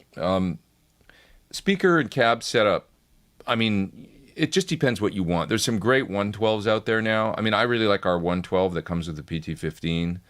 You might like an open back, because it'll kind of tend to spread around the stage a little more. If you're playing anything from country roots, to rock, like, and you don't need metal, or you don't need like the thump of a closed back, an open back can be a great thing for us. You're a lifelong Fender combo amp guy, you say. So I would say find a good 112 that's got an open back and maybe a wide body, just because it's going to have a nice spread coming out of the back of the cabinet and going around the stage. Look at stuff that maybe Mojo's got, and see if you can find something.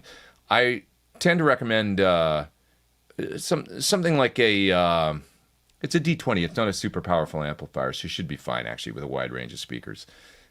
I like the H75, the creamback. In an open back, it might seem like maybe a little scooped. I don't know. You look at the Redback, too, from Celestion. If you want a really light speaker, yeah, look at the Neos, the Celestion Neos, if you want something really light. But yeah, I would probably suggest some sort of wide body open back 112, and maybe it's a Mojo thing. What do you guys think? You guys got anything you like out there? Yeah. I'm gonna once again just kind of move down to the bottom of the chat, or close to it, rather quickly here, because I feel like I'm way behind. SG Standard 61 I bought 18 months ago was plecked. Very good. Trouble is my vibrato is like an angle grinder. Frets are kaput already. We'll get stainless. Yeah, you could go stainless. I'm a little like... I love stainless, but on a Gibson, just know that it's the one guitar I put stainless on. I was sort of like, it had this little like slight ping sound to it afterwards that I heard, because I've never gone from nickel to stainless on a Gibson guitar other than one. And I did it on a Les Paul, and they felt wonderful, but it was like, now, and I don't even know if you could hear it through the amp, but I heard it acoustically, and I did notice it. It didn't bother me, but it was odd, I will say. So just be aware of that. But maybe the love of a great feel and not having the grind of the nickel after it wears down. I totally get that this is a drag, and you're constantly cleaning the frets and stuff like that. That just goes away when you go to stainless, and it's a great thing. So it's really nice, to go to stainless for that. So it might be, if it's a gigging guitar, and it's a workhorse, just don't worry about it. Go for the stainless, I would say. Yeah. Andy, I love you, man. You're awesome at this. I always learn good stuff. Oh, man. I mean, you're the... I went and listened to Andy's, in particular, the Sgt. Pepper's record that he did a little while ago. Go listen to that. If you guys haven't heard that record, where he does, he just verbatim does Sgt. Pepper's as a trio. It's so good. It's like, you're on another level, my friend. And you're a sweetheart of a dude, too. So... I appreciate you being here, and happy belated. Hyper Real Phil, what's up, man? I got a tube set from Tube Doctor. It really brought my Marshall Studio 15 back to life. So that's a 6v6 amplifier. I always kind of wanted one of those. I thought, there's a thing about ads that you saw when you were a kid in the guitar magazines, if you're my age.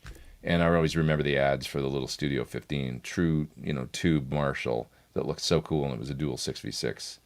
Do tubes have a break-in period or change much? The main thing is that if they're going to go, or there's an issue, it tends to happen within the first little while. So like if there's a power tube issue, call that break-in, I guess.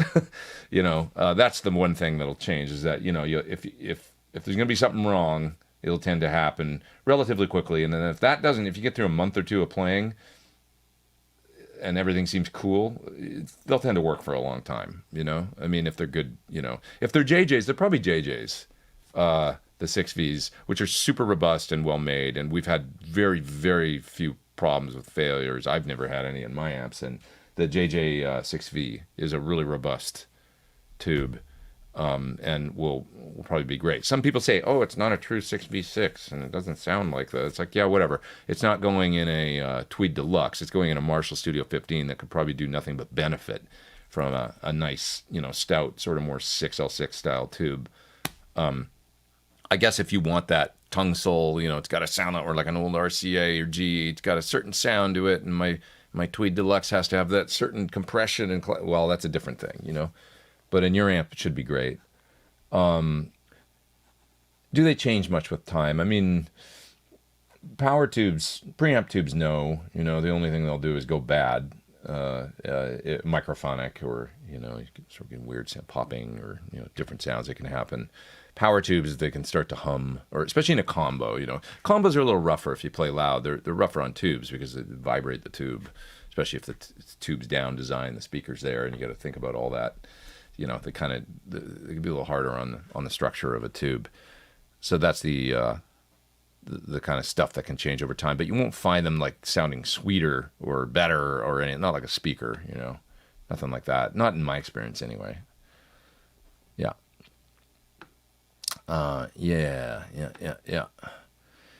Let's see. You playing anywhere this week around LA? No, I'm not. I played a gig with my friend Dave Shelton at Griffin's in South Pasadena on Friday night, though. That was fun. Charlie Paxton on drums, who's amazing, and Jürgen Carlson of Government Mule fame on bass. It was a really good band, and we played a bunch of fun stuff. I didn't announce that or anything, but it was just kind of last minute and stuff, and it was actually really fun. It's the first time I've done a gig like that in a while, like a club fun gig, So I'd love to do more of that with Dave if more comes up sometime soon around LA. It's good to get out and play,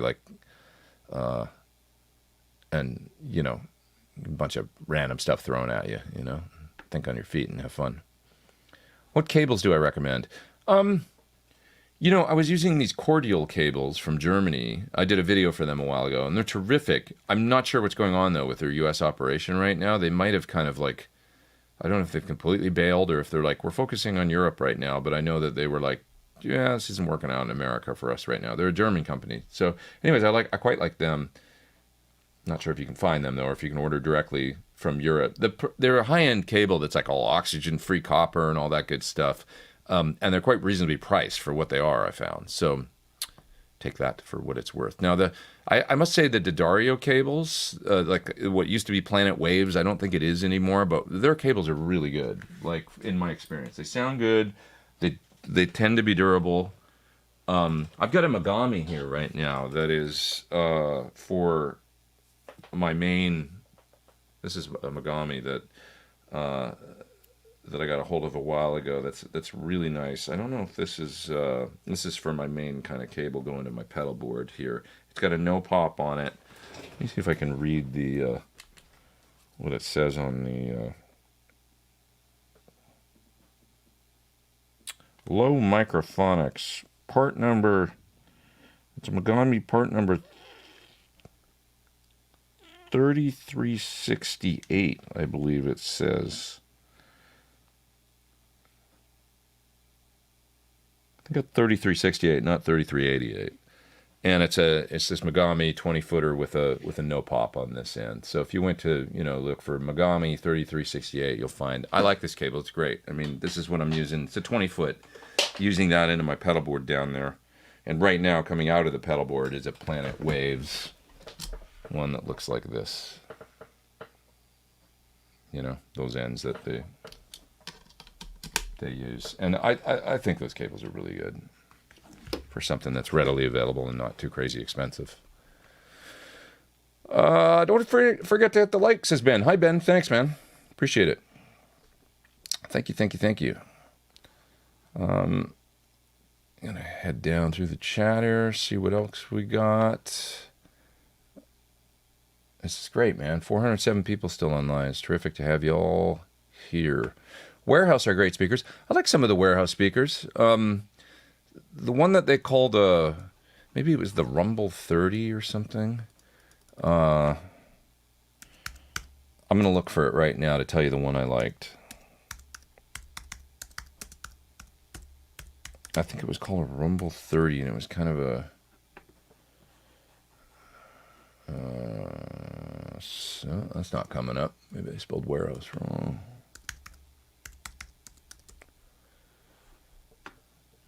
Still not seeing it.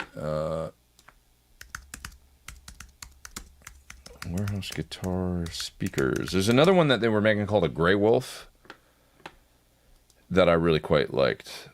I haven't looked at their speakers for quite some time. Let's see here. British Invasion. What do they got on there? The Green Beret. Retro 10. Retro 30. Maybe that's all it was. The Retro 30.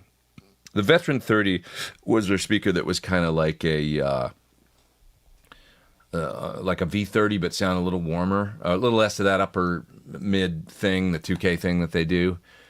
The speaker sounded cool to me. And the Retro 30 was the one. It'll handle 75 watts. It looks like that was a pretty cool sounding speaker, as I remember. Okay, what else we got here? Basically, got American vintage.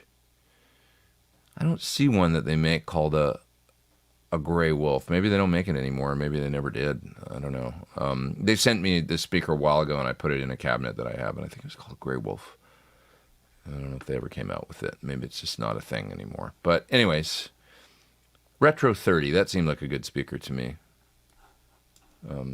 75 watt power handling. That is supposed to be kind of like a G12H30, I think. I think I liked it more than their greenback when I tried them.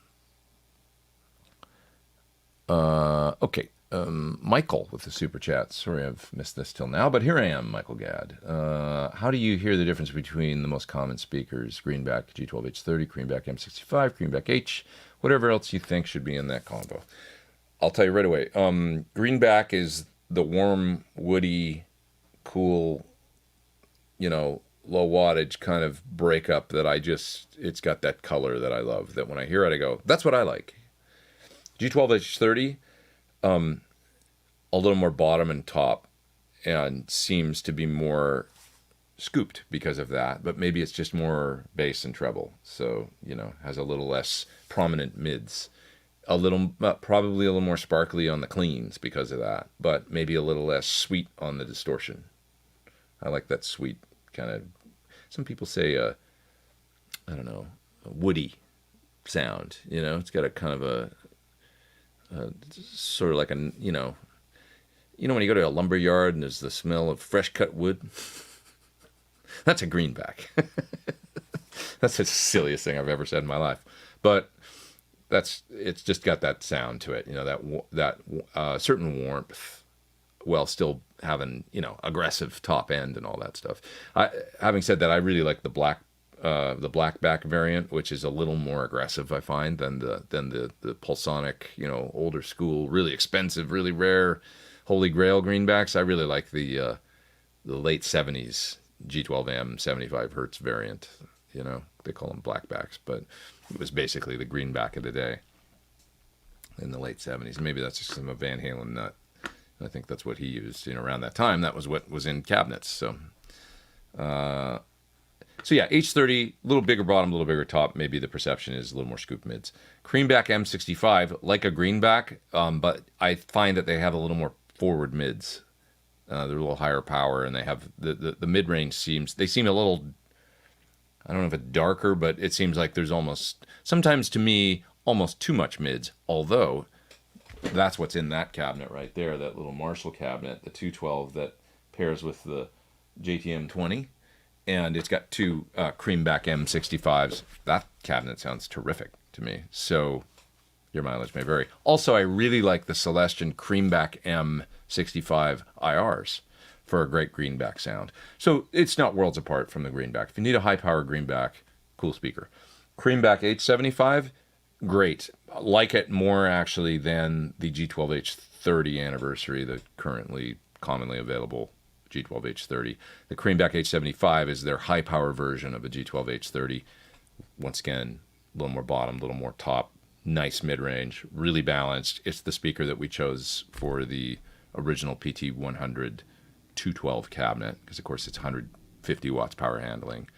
Just a great all-round speaker. Creamback H75, one of the best modern Celestions, I think. Great all-round. I mean, no complaints. Because, I love a greenback, that woody thing, but the same thing that I love about it for distortion and kind of rock guitar sounds, when I want to play clean with, a nice clean sparkly thing, with a lot of clarity, and it seems a little dull to me with a greenback. And then the bigger magnet and the higher power handling and all that stuff, Creamback 75, just whatever it is, it's got more sparkle on the top end, a little more bass, and it sounds bigger and more clear and a little more exciting for a clean sound to me than a greenback. So I'm always veering in the direction of the greenback because, and just like the power amp on the PT100, it's got a Fendery clean channel, but it's got a Marshall style power amp, because I'm always, the main thing for me, you can't have it all. And if I got to have one thing, it's as much Marshall as possible. Because for me, that's just what I love, the old school Marshall thing is hard for me to get away from. So, but the Creamback H75, trying it in the 212 for the PT100, it just had this balance and worked great clean. It sounded great dirty. It was just a nice, big, bold sound no matter what we threw at it. And it wasn't hard. I think I much prefer it to a V30, actually, the Creamback H75. If I had a 212 that had two V30s or a 212 with H75s, I'd definitely go H75s, and that's why I did in my signature cabinet. It just is it's a better sounding speaker. I don't know. To me, that's just what I like. But yeah. Okay. There's Michael. It says he's enjoying these Sunday chats. Great to have you here, man. Great to have you here. Jen is here. What's up? At least Preston says Jen's here. Hope she's here. Haven't seen you since Guitar Summit last year when we had that rig debacle, which I still feel bad about, but you told me to not feel bad, and I'll try and not bring it up again, even though I just brought it up. Hi, how are you? I'm not going to make it to Germany for Guitar Summit this year. I wish I could, but maybe next year. Love to get over there again. Okay, what else? Let's see. Braxel, when you use the power station with a mic on a cab, can you record with the speaker being at bedroom level, or does it suck? It's not going to suck. I mean, I always like to get a speaker moving a little bit, you know? Bedroom level, stick it in the closet in the bedroom and put a couple quilts around it and turn it up a little bit. And then you're fine. So yes, I think so. You know, I don't think, you know, yeah, talking level of, I mean, yeah, you can do that, but there's something that just sounds, it works and you can kind of get the overall flavor, but you're going to be boosting up the gain on that mic pre a lot. It's like a slightly different sound than getting a little bit of, you know, a little bit of movement out of the speaker, a little bit more of that dynamic happening, I think, is a part of the sound. So just, once again, just to summary, surround that cabinet with something soft and absorptive. Is that a word? Absorptive.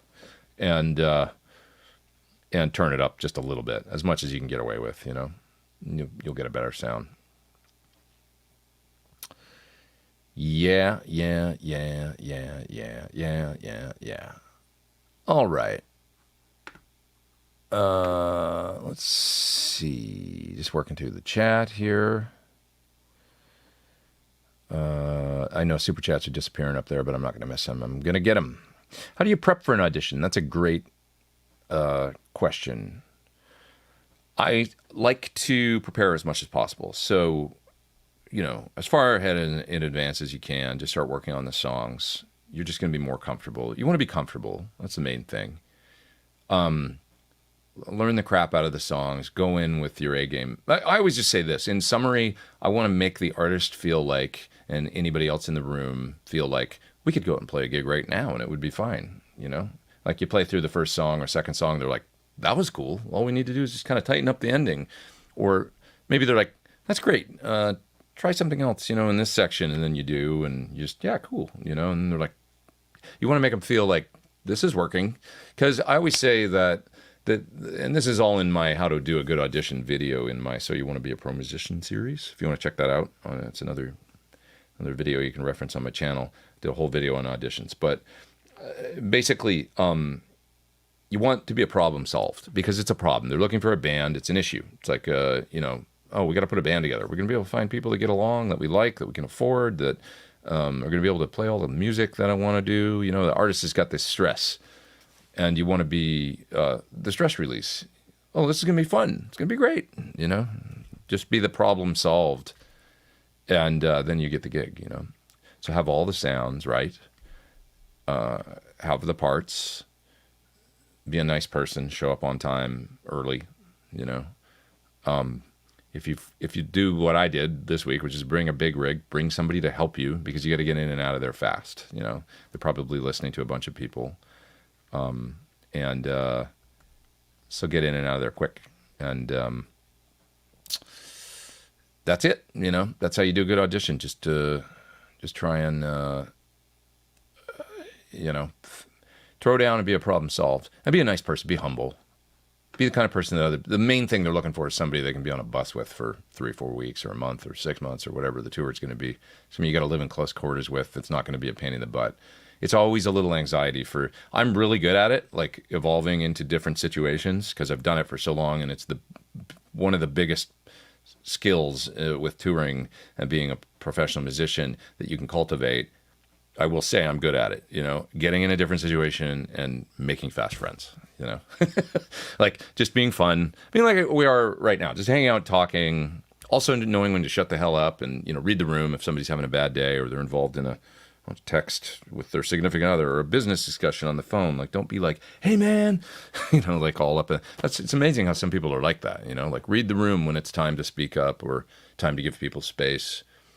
And, all that starts actually in the audition. I know that sounds like stuff that you would do on tour, but people can tell within 5 minutes. You can tell, right? If somebody, you know what I mean? If that you get them in your personal space and if you feel uncomfortable, or it's like that feeling reads right away, you know, piques people's meter, whether or not they're even aware of it. They know, you know, so sounds like a lot, and it's like almost like anxiety provoking, like going into an audition thinking, you're being judged on everything, but you kind of are. But as soon as you realize that and just realize that all you have to do is just be humble and considerate and kind of mellow, but throw down when it comes time to throw down and be comfortable. And that, once again, with the music, let's get that out of the way. Learning the hell out of the music, making sure you're comfortable with it and that you know what to do. And, once you're playing it as well, so that you're not like, how's the bridge go? You're looking at the bass player and you're grooving, you're smiling, and enjoying what they're doing and listening to them and playing off of them and giving them space to shine and stuff like that, knowing when to do that. And, that's all part of it. It's a lot, right? It's a lot, but then again, it's not. It's kind of simple. Be nice, know your stuff, great sounds, be a problem solved. You'll get the gig. So, taking practice to a performance level. Help, I'm a professional musician, but still struggle with this after all these years. Oh,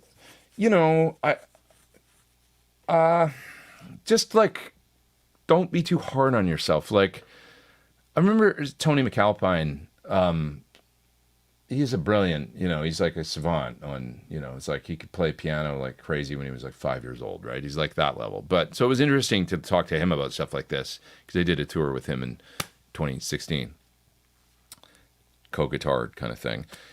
And I remember him playing some crazy sweep picking thing on 7-string or something. And I was like, is that difficult for you? Like when you, or are you at your limit right now? Or is that, because it was just crazy. He goes, no, why would I want to play something on stage that's difficult? I don't want to be uncomfortable. He said something like that. I was like, okay, I was just wondering, like, for him it was easy, whatever it was, and just seemed like it came very naturally. But I think for all of us, it's like, we should push ourselves at times on stage, but the time to push yourself is maybe not when you're feeling uncomfortable. It's when you're comfortable. And then go for something, and then if you fall flat on your face, you just recover and you're cool because you're already comfortable. So how to take practice level to a performance level. I never want to feel like I'm like at 100% of my ability on stage.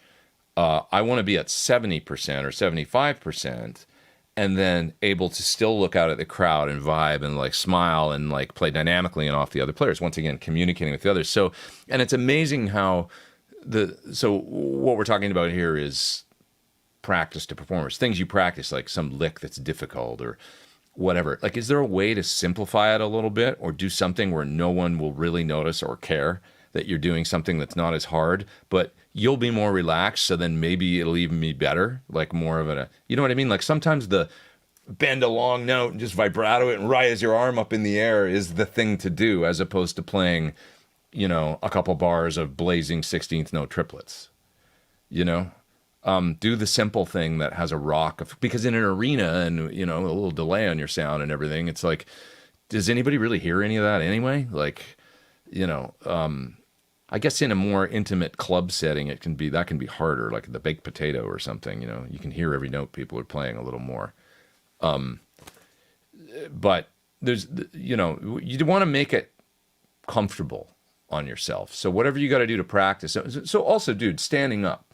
Practice level to performance level. If you're used to practicing sitting down, and then the first time that you perform, you're standing up with the amp up loud and everything, that's going to throw you off because you haven't been practicing that way. So a big part of it is standing up when you're learning the songs, and there's maybe some difficult licks or some parts where it's like, okay, this is like right at my limit. You got to practice that standing up and practice that at volume and practice your pedal board move going into it, hitting your lead boost, whatever, and then doing it like, and if you got to sing too, do that. Set up a little PA with a microphone and practice like you're going to be performing. And then you won't be uncomfortable when you make the jump to the performance. Does that make sense? Like, I've gone as far before auditions and stuff as renting my own studio, like the morning of an audition. If I've got an audition at say 1 p.m. or 2 p.m., 11 a.m. or 10 a.m., I'm in a studio down the hall with a full PA with my guitar rig all set up, and I'm warming up and I'm playing and I'm singing through the PA to the tracks. I've actually done that, like where, and then when I move my stuff into the next room, I've been doing it for the last 2 or 3 hours and I'm ready to go, So I'm giving away all my secrets here, but it's just the main thing is hard work, I guess, is all it is, you want to do everything you can to make it as easy as possible for you to be comfortable and at your best when you finally do the audition, hit the stage, whatever it is, right? So, yeah. Yeah. Okay. Broxall says when you use the power station with the micro... Oh, we did this already. Sorry, I did answered that one. Let's see. What else we got here? JJ says, I tried going 100% wet before with wet, dry, wet. Much harder to manage. That's where SG3000 EVH has been great. Having dry in the wet is much punchier. Yes, 100%. When you do wet, dry, wet, it's great to have dry in the... It's not 100% wet in the wet caps. Can be, but I wouldn't. Nice show today, says Steve. Thanks, man. I think I'm leaning on the H75 for my deluxe reverb style amp and my AC30. Yeah, AC30 is such a... I get a little scared when people talking about using a speaker like that with a 30, although it might sound great, but an AC30 is such a thing with it, because I love the H75 and it's awesome. It's a very different speaker than a Celestion Alnico Blue or Alnico Cream, or, you know, that's a great sound too, and it's a different sound. The excuse me, burped. The Alnico sound, the rich mids and the compression and stuff. It's got a little a ceramic magnet speaker is a little more stout, a little more unforgiving, maybe. So it's a different thing, you know. And it's hard to have it all. Companies used to often. I mean, I have a divided by 13 that has a blue and a G12H30. They used to do that in an open back, and I like that cabinet, and I still have it because I can mic the blue or mic the G12H30 for different sounds, you know, with open back amps. So, and blended, it sounds really cool, you know. That was the kind of standard divided by 13 thing that Fred started doing many years ago, was the blend of those two speakers. That was like his standard speaker cabinet, I think, that came with the original FTR 37 amp that he made years and years and years ago. So... yeah, there's another super chat there. I got to grab that in a second. Hit the thumbs up, people, says, yes, sir. Thank you, thank you, thank you. Thank you. Okay. I love that everybody's chatting with Andy in the chat. That's awesome. And Jen, great to have all you guys here today. You wonderful people. Jen and Andy, fantastic. I once had 2 power tubes explode in the studio during recording my second solo album. They turned purple. Yeah, that's that full red plating. It's a scary thing. The amp can kind of sound like, why does it sound like, who turned on the fuzz box all of a sudden? You're like, what's going on? You might smell something funny, and you look around behind the amp, and you see the tube glowing like bright red, taking off. There's always a sound involved that if you're, you know, where you can hear the amp clearly and you're paying attention, it's always a really like, what's going on? And then like you look back there and see them just absolutely cooking. So, yeah. It's a fun thing. Great to have you here, Jen. I wish I could go to, I don't even know if you're going, but are you going to Guitar Summit this year? I wish I could go again. Next year. We'll do it next year. Yeah. Yeah, you guys are talking about tubes red plating and stuff. It's like if all things go as planned and as a good amplifier should be designed for, you'll pop a fuse before any of this goes down, really. But you might take out grid resistors or whatever on tubes, and bad things can happen when power tubes go. And, you know, yeah, if you can at all, you know, the I guess was it the HT fuse or whatever that blows on a well-designed amp before your power tubes red plate and take out other parts and stuff. I've never had that happen with a Sur, I will say that, you know. The HT fuse will tend to blow first. I've only had it happen a couple times. I had a pair of old Teslas on my SL68 actually. Yeah, I just had them put in too, and ran it at full power, 100 watts, and HT fuse blew, and it's like, yeah, it's those expensive tubes you got there. So, Jen says, I used to use cordial cables, but I don't think they will expand to US. They were working on it. That was, they actually had me make a video and stuff, and then they kind of said, yeah, it's not the right time right now. So I think that's what happened. But, there's Steven. What's up, man? How you doing? Okay, yeah, pretty far back in the chat as always, because it's active today. 417 people online. How am I I'm never gonna get out of here. That's okay. That's fine. I'll go another 15 minutes, and then I got to split. So I'm actually going to see Papa Sir today for some pizza. So that's my afternoon. I'm looking forward to it. Do you prefer slanted or straight? I like them both, to be honest. I tend to prefer, like on a Marshall cabinet, I tend to prefer the straight cab overall. But the slants can be kind of cool, and there's the advantage of the slant that you can hear them better, you know? If I'm miking, I tend to mic the like on a slant, I'll mic the lower speaker. And, you know, what I do now, I learned this from Scott Henderson, is actually flip the cabinet over. So it's a slant cab with the slanted front baffle. I flip it over, and then I mic what is now the top speaker and used to be the bottom speaker because it's got the same depth as a B cab and it sounds the same. So it's great. Chris is answering a question here. I got to go over this in a second. But anyways, the slant can be great for some things. And in this cabinet right here, this little Marshall, in my video, for what it's worth, I mic'd the slant because it was just kind of more convenient. I thought I'll try it and see how it sounds, and it sounded great. There was ample low end. It's not like a JTM 45 doesn't have, or style amp, doesn't have plenty of bass. So I felt like it sounded really good, and miking the top. I don't like to mic too close to the floor because I feel like you get some just crap off the floor or whatever. So I like to mic the top speaker in a cabinet, generally speaking. If it's a 212 or 412 with the speakers stacked, you know, I tend to like to get the mic away from the floor a little bit. So there's that. Yeah. If I could have, like, you know, if there was two cabinets, just a slant and a straight, and somebody's like, pick one, you know, for recording, I'll always take the straight cab. For live, though, if I'm like on a small stage and it's like, you know, it's kind of a drag because it's like you can't hear it, right? And the slant helps, and that was the whole idea with them originally. So, yeah. Interesting little Eddie Van Halen aside. Oh, wait, there's Jimmy Ray Hawkins saying, used to have Jen on your show. I'd love to have Jen on sometime. Let's talk about that, Jen. Let's hit me up via Facebook or something. We'll connect on that. If you got time some Sunday, let's hang here. It'll be super fun. Somebody just mentioned that the Grey Wolf speaker is actually a Mojo speaker. Okay, didn't know that. So, okay, Mojo tone speaker. I thought it was a Warehouse. I've got one cab with that speaker, and it sounds quite good to me. I'm jumping around here. Sorry. All right. Do you like any Alnico, like the Celestian Blue? I love the blue. I like... I wish they made a speaker, to be honest, that was a little more like the old Alnico Silver, which I always hear as sounding darker than the modern blue.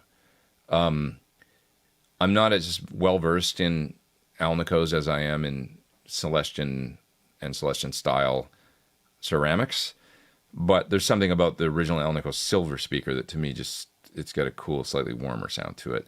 In the modern Celestians, they make the blue, the gold, and the Alnico Cream.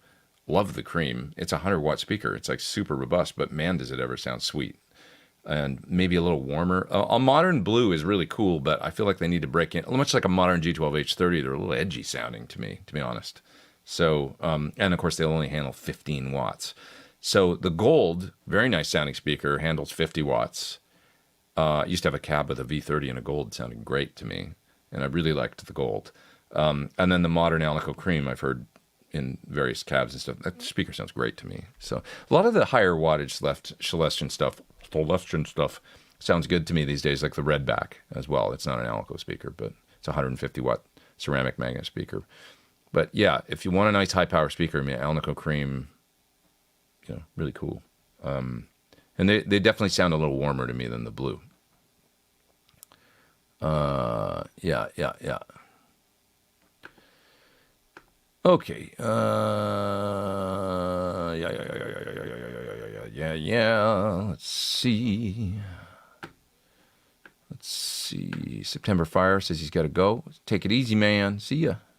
So you're no longer using Cordial? No, I am. I mean, I used them the other day, and I've got a few here that I like. You know, they're great, but cables is a funny one, man. I've had a lot of companies approach me and send me cables, and one of them was this Megami. It happens to have a no pop. It's just really nice for the studio here. I'm using it. It sounds great. Seems to be relatively low capacitance for the length, and it works good. That's what I liked about the Cordial as well. There's something about the way. One of the things I like about this Megami is just the way it coils.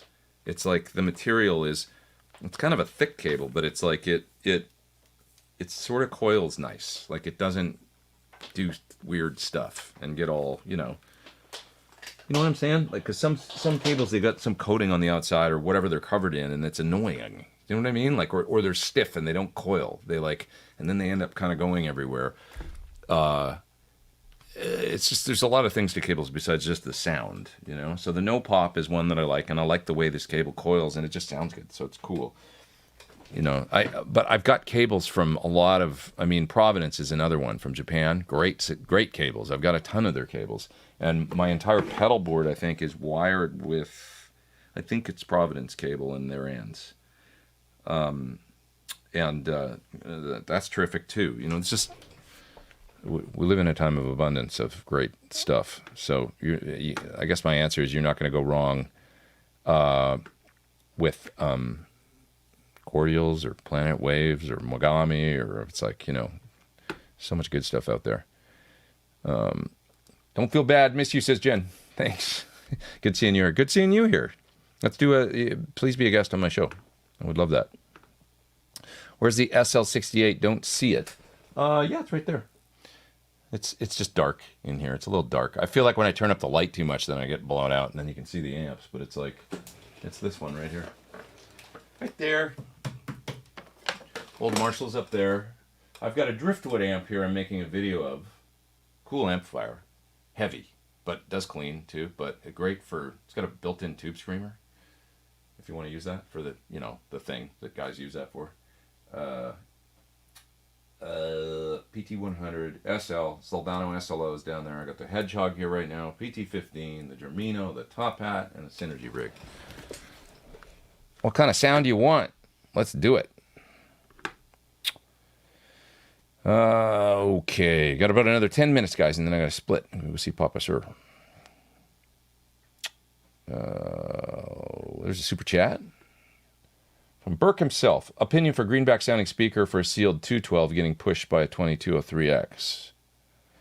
Well, like I was saying earlier, Celestian says you should be able to use two greenbacks in that cabinet and be just fine. Go with original greenbacks if you want the full-on greenback thing. If you want a little higher power handling, 2203 is 100 watt though, right? So I would go to creamback either H or creamback M. You're going to get more power handling, in a 212. Yeah, if it's 100 watts, so yeah, you should do that. Yeah, you don't want to run a 100 watt into a 50 watt situation. It won't work. How often do you use the cab sim and the aux as opposed to mixing your own cabs? I don't use the aux that much these days. I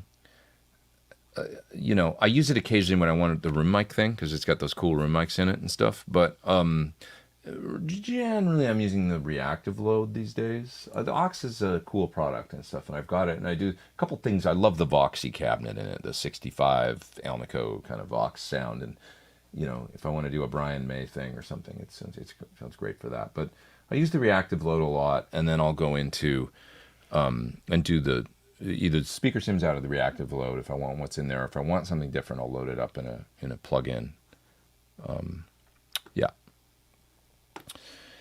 Yeah, within Logic.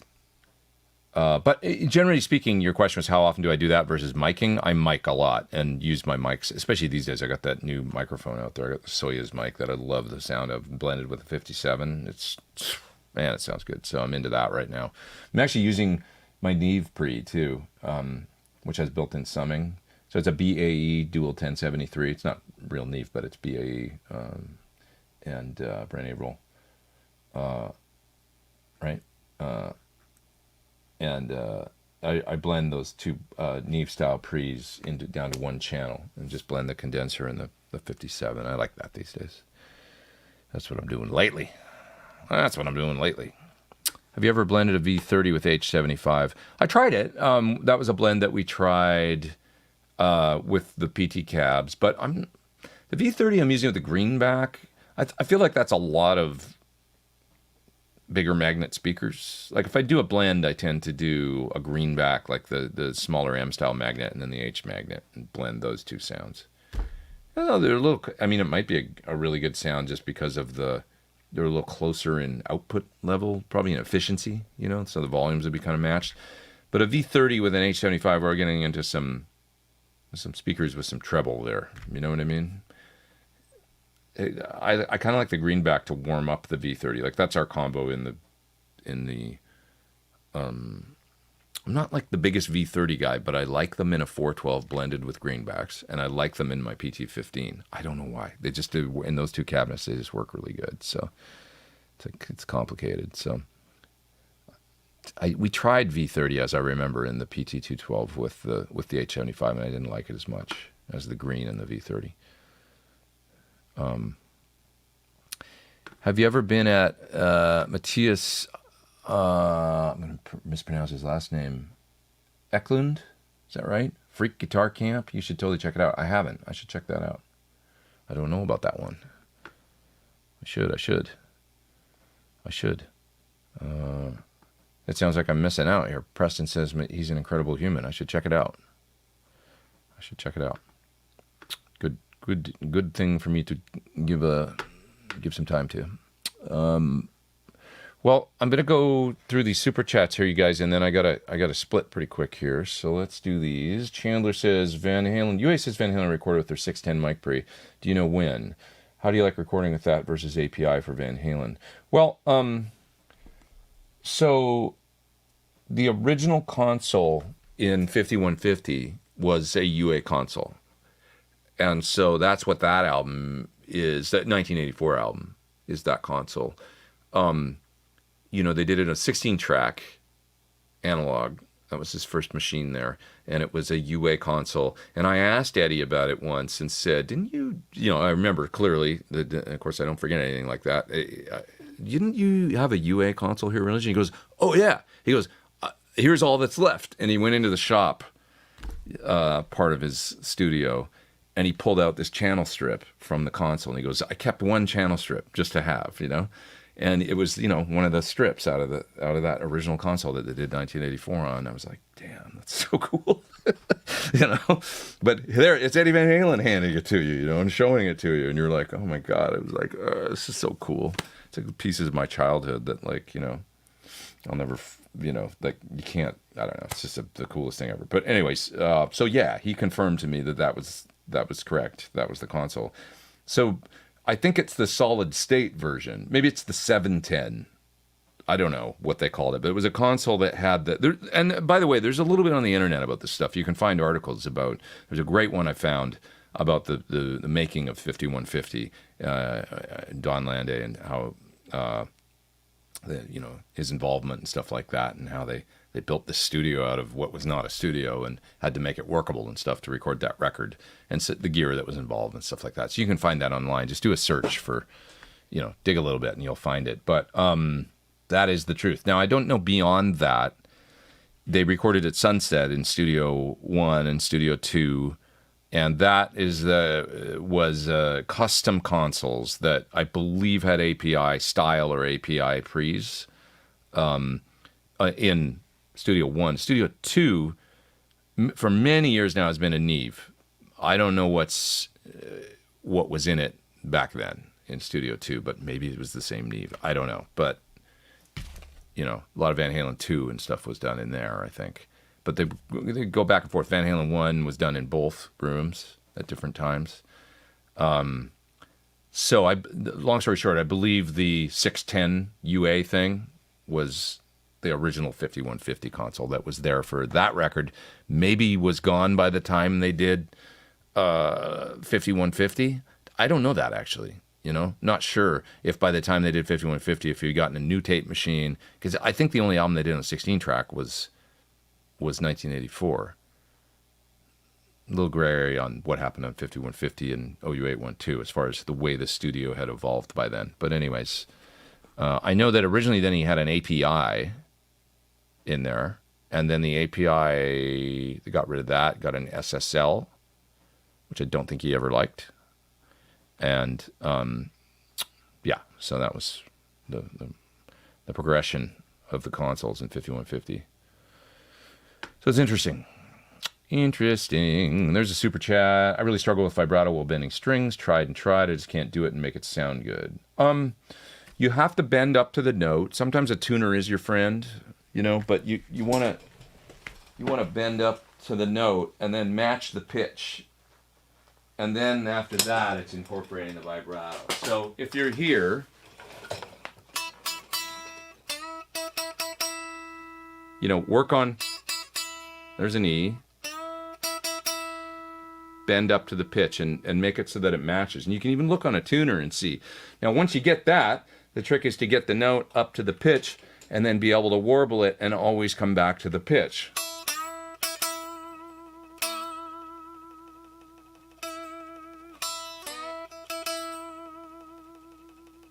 You know, you want to hold it up there and then be able to shake it. And then always be, you know, warbling around the pitch. You know?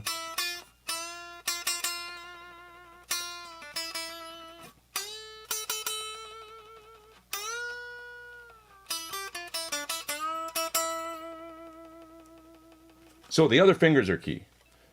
Third finger I'm bending with, but these two are there providing support all the time, right? So I bend with my third a lot. I mean, I bend with my second finger and stuff too. Sometimes you don't, if you're just doing a half step. But see, even my first finger popped down as soon as I started bending. It just went there because it's just instinctively, your hand just kind of, without thinking about it, it does it. But it's just a matter of work, man. You gotta just sit there and do it. Bend those strings, hold it, shake the note. Do it every day for a month and you'll be able to do it. I don't know. If you're having that much trouble, go to a lighter string gauge. Maybe go from 10s to 9s or whatever. Don't make yourself work too hard, you know. You know, Billy Gibbons uses 7s. You know. Let's see. All right. It's 2. Kind of got to go.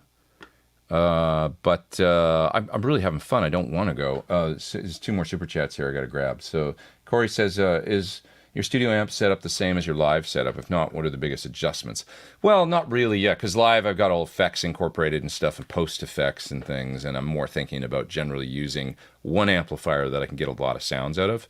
Here, you know, I can do more like a head for a specific sound. And then, you know, worry about the effects and stuff later. So it's a different thing. You know, I'm not worried about in here incorporating effects loops and stuff like that. It's just amp, recording the amp through a good speaker and getting a good core tone. I tend to not like print, like, you know, post delays and stuff like that. I can do that stuff in the DAW. So it's a little different. The adjustments you have to make for live are basically versatility and getting a ton of different sounds, you know, on the types of gigs that I tend to do. You know, you need it clean, crunchy, aggressive, you know, and then a lead tone, and then maybe there's some alternative overdrive stuff where it's warmer, more tweedy, or fuzz, you know. So you need a good clean channel that you can augment with pedals, you know. So I tend to have a fuzz on my board live. I tend to have a low gain drive that can kind of do a rhythm grind, you know. And so if I need to play, like with classic rock show, sometimes I need to play Stones. You know, or I need to do Pink Floyd, you know, so I'm running a fuzz for that, or for the Stonesy thing, I'm running a low gain drive that kind of does a tweedy thing, and I'm running all that into the clean channel of the amp, you know. And then for the core of what I'm doing, you know, I'm doing a lot of Marshall crunch, so that's on a different amp channel. And so you need a bit more jack of all trades live, basically, for me, at least, you know, that can cover the bases, yeah. Okay. Geez, I'm missing super chat. Sorry. Have you ever thought of doing a Hometown Heroes, a spotlight column type of show on your Sunday Live, since those columns are long gone? That's a nice idea. I don't know how I would do it, but I guess it could be an entry thing where people send me videos or something, and then I could have guests on the show or something. That's an interesting idea. I like that. I used to love the Spotlight in Guitar Player, and that's how I first saw Yngwie Malmsteen, Jennifer Batten, Paul Gilbert. I remember them all being in Mike Varney's Spotlight column. The crazy picture of Jen, she's got the glasses on, she's tapping, Jennifer Batten, and I remember Paul, and I remember Yngwie and all of them. I was buying Guitar Player all that time, going and reading the. You couldn't hear them, you could only see what Mike said about them, but he'd give them some props and stuff. And then of course a lot of those people ended up on Shrapnel doing project. It was almost like he was an A&R guy too, so he'd end up recruiting them for the label and making records with them, which was how a lot of folks got their start. Richie Kotzen, Paul, Yngwie for sure. He got him in Steeler, right? That lasted 10 minutes, and then he went to Alcatraz, and then pretty soon, within a year, was doing his own trip. Rising Force. James says, no question, but I've been able to tune in for a while and owe you a beer. Thanks, man, for everything you do for the community. I appreciate that. Thank you very much, man. Since we're talking speakers, let me just say a 10-inch gold and a Princeton's Magic. Love that speaker. Alnico Gold 10-inch, terrific speaker. Also love their 10-inch greenback. Really nice sounding speaker. I have one of those in a 112 cabinet, or 110 cabinet, of course. Just great. Richard says, thank you for the super chat. Richard says, is the Soldano you have 100 watts? Do you think the lower watt version would do the thing? I can only go by what... Okay, so the 30, I don't think the 30 is... For me, I like the 100. I don't know what it is, but it just has the most open... It sounds... I like the sound of the 100. I mean, the SLO is a great sounding amp in its own right. It's maybe not for everybody, but it's a terrific sound, I think, for what it does. And when I play through it, I'm like, that's a cool sound. And especially if you maybe use it in a track with another amp and you double, just an amazing guitar sound. So, yeah, I think really good. I'm running a little late here, so I just got to send a text. And then I'm going to sign off and go. So, there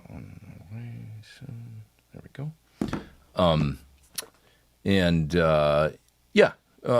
I tend to think the 100, for whatever reason, it's almost like a plexi. If you like a 50, you like a 50. If you like a 100, you like a 100. And they're both cool, but 100-watt plexi people are like, I like the 100. And 50-watt people are like, I like the 50. Some people like them both for what they do, but people tend to prefer one or the other. I feel like it's that way with the SLO for whatever reason. Like, it's like, it's like no substitute or something. Like, even when he did the Hot Rod, it was supposedly Hot Rod 50 was like an SLO preamp with a different power amp that was, and people were like, no, we like the SLO, I don't know. So, let's see here. Whittly says, say thanks to John. Asked him something about trimming down the PT100 boost some weeks ago. Got it sorted. That's awesome. Yeah, the PT100, not a lot of people know, but some know that there's a boost built in. People know that. But there's a trim pot for the boost on the inside. If you feel like it's too much or too little, you can go inside and turn the trim, and it'll dial it back or crank it up for lots of gain. Will you have any input on the set list to the CRS tour? Yeah, we always have a little bit of input, for sure. If there's something we really want to play or have a good suggestion, everybody tends to get in there a little bit. I mean, ultimately, James does it, but, the set. But he'll ask me, especially specific things if I've got a moment. Like, if, for example, we played YYZ last year, and we conferred about that for a while, before, like, do you want to do this? Do you feel like do you have enough fun guitar spots? I'm like, dude, I'm a team player. I'm in it for the band. But he always asks me, is there more guitar stuff you want to do, or solo or something? That's, Van Halen or something, whatever's fun. So he tries to make it fun for everybody, I think, which is nice. Jen, thank you so much. Confirming yes anytime, just sent you a text. Okay, we'll hook it up. So you'll be on a future Sunday Live sometime soon coming up. And we'll set it up for... so we can have some good promo ahead of time, so we don't, it's not out of the blue, for you guys. You'll know when Jen's doing it, and we'll put up a watch page and stuff, and we'll have some fun, talk some guitar. That's fantastic. All right, well, you guys, I think I got to go, and I hope you all have a great week. This was a really fun one, some great questions, and I thank you for all your super chats, and thanks to Jen, and thanks to Andy Timmons for stopping in. I really appreciate that. Makes it really that much more fun for everybody here, having all you legends. And I'll see you guys next Sunday. I'll be here, same time, same place. And today was I think 280, so 281 next week. Oh, there's a super chat coming in. Is that Peter? Peter, you're always there. You are. End of every week. I appreciate you, man. Thank you. Videos this week. I know I probably told you last week that there was some coming that didn't end up coming. The driftwood one I'm working on, but he wanted me to wait a little bit before I put it out, so that didn't come out. Yes, there's an amp coming out this week and a pedal coming out this week, and those videos will be released Tuesday, Wednesday, but I can't tell you what either are, so because they're new release things. So cool pedal, very cool amp. That'll all happen this week. Maybe a couple more, or one more later in the week. Probably as much as I could get to, because I got to work my butt off all day Monday and Tuesday to get these ones done for Tuesday, Wednesday. Anyways, all right, it's good stuff. I'm not complaining. I'm happy if I can be in here playing guitar. Everybody have a terrific week, and we will see you next Sunday. Be nice to one another. Rock on.